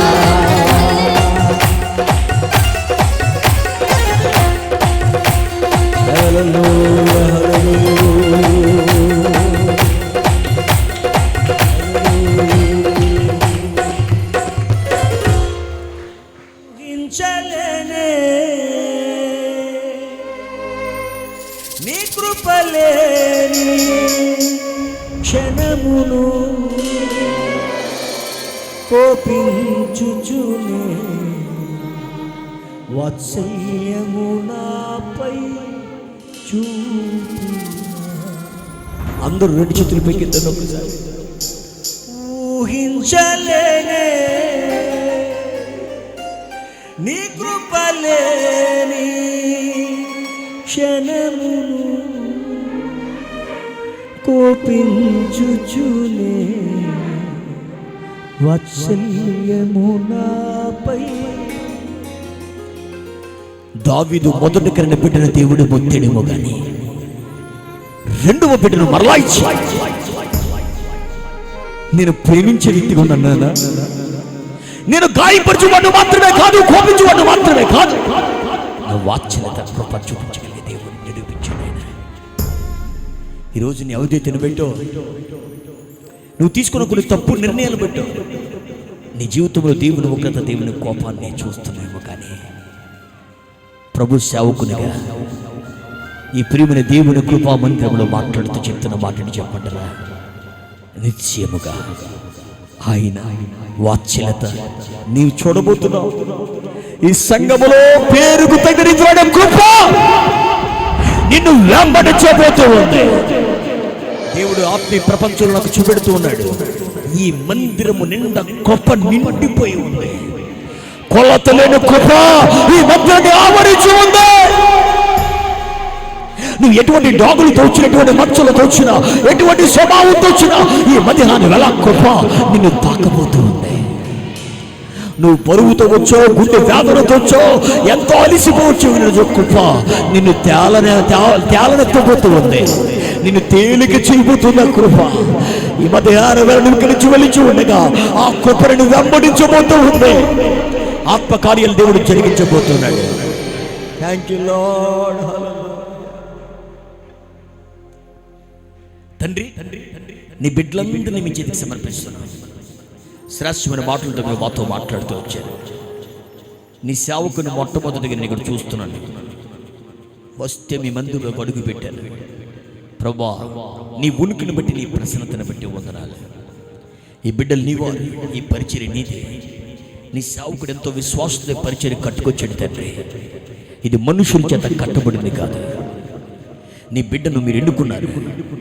ఈ పరిచర్య నీదే. ఇక్కడ నువ్వు నివాసము చేస్తున్నందుకు కొందరాలు, నీ సింహాసనం ఇక్కడ స్థాపించినందుకు కొందరాలు, నీ ఉనికిని ఇక్కడ నువ్వు చూపిస్తున్నందుకు కొందరాలు. రాబోతున్న రోజుల్లో ఎంచుతున్నావు ఈ మందిరం ఒక కీలక పాత్రను పోషించబోతుంది ప్రభా. నీ రాకడ బహు సమీపమున్న ఎంచు దినాల్లో ఈ మందిరాన్ని ఒక బలమైన వెపనగా నువ్వు వాడుకోబోతూ ఉన్నావు. భూలోకాన్ని తలకిందులు చేసే కృప ఈ మందిరము ద్వారా ఎంపబడును గాక. అనేక మంది కన్నీరి ప్రాంతం కూడా తొడబడుగా, పరిచర్య రాన్న రోజుల్లో అనేకులకు దీవెనకరంగా మార్చబడును గాక. కృపా క్షేమము ఆశీర్వాదం దీవెన ప్రకటిస్తూ ఉండగా ఈ మందిర సరిహద్దులు విశాలపరిచి నడిపించి సహాయం చేయమని, మా తోటి సేవకులను దీవించమని, ఈ కుటుంబాన్ని ఆశీర్వాదకరంగా మార్చి రోజు మధ్యాహ్నం నేను తిరిగి వెళ్ళిచుండగా ఈ రాత్రి జరగబోతున్న సభ, రేపు జరగబోతున్న సభలో నీ ఉనికి, నీ ప్రభావం అనుగ్రహించి నడిపించమని యేసుక్రీస్తు పరిశుద్ధ నామములో ప్రార్థన అడుగుచున్నాము తండ్రి. ఆమేన్. అందరూ చప్పట్లు కొడుతూ బిగ్గరగా దేవుని నామాన్ని కనపరుద్దాం. God bless you. దేవుని మిమ్మల్ని అందరిని దీవించును గాక. దేవుని యొక్క వాక్యం మన వినికిలో దేవుడు దీవించి ఆశ్రయించును గాక.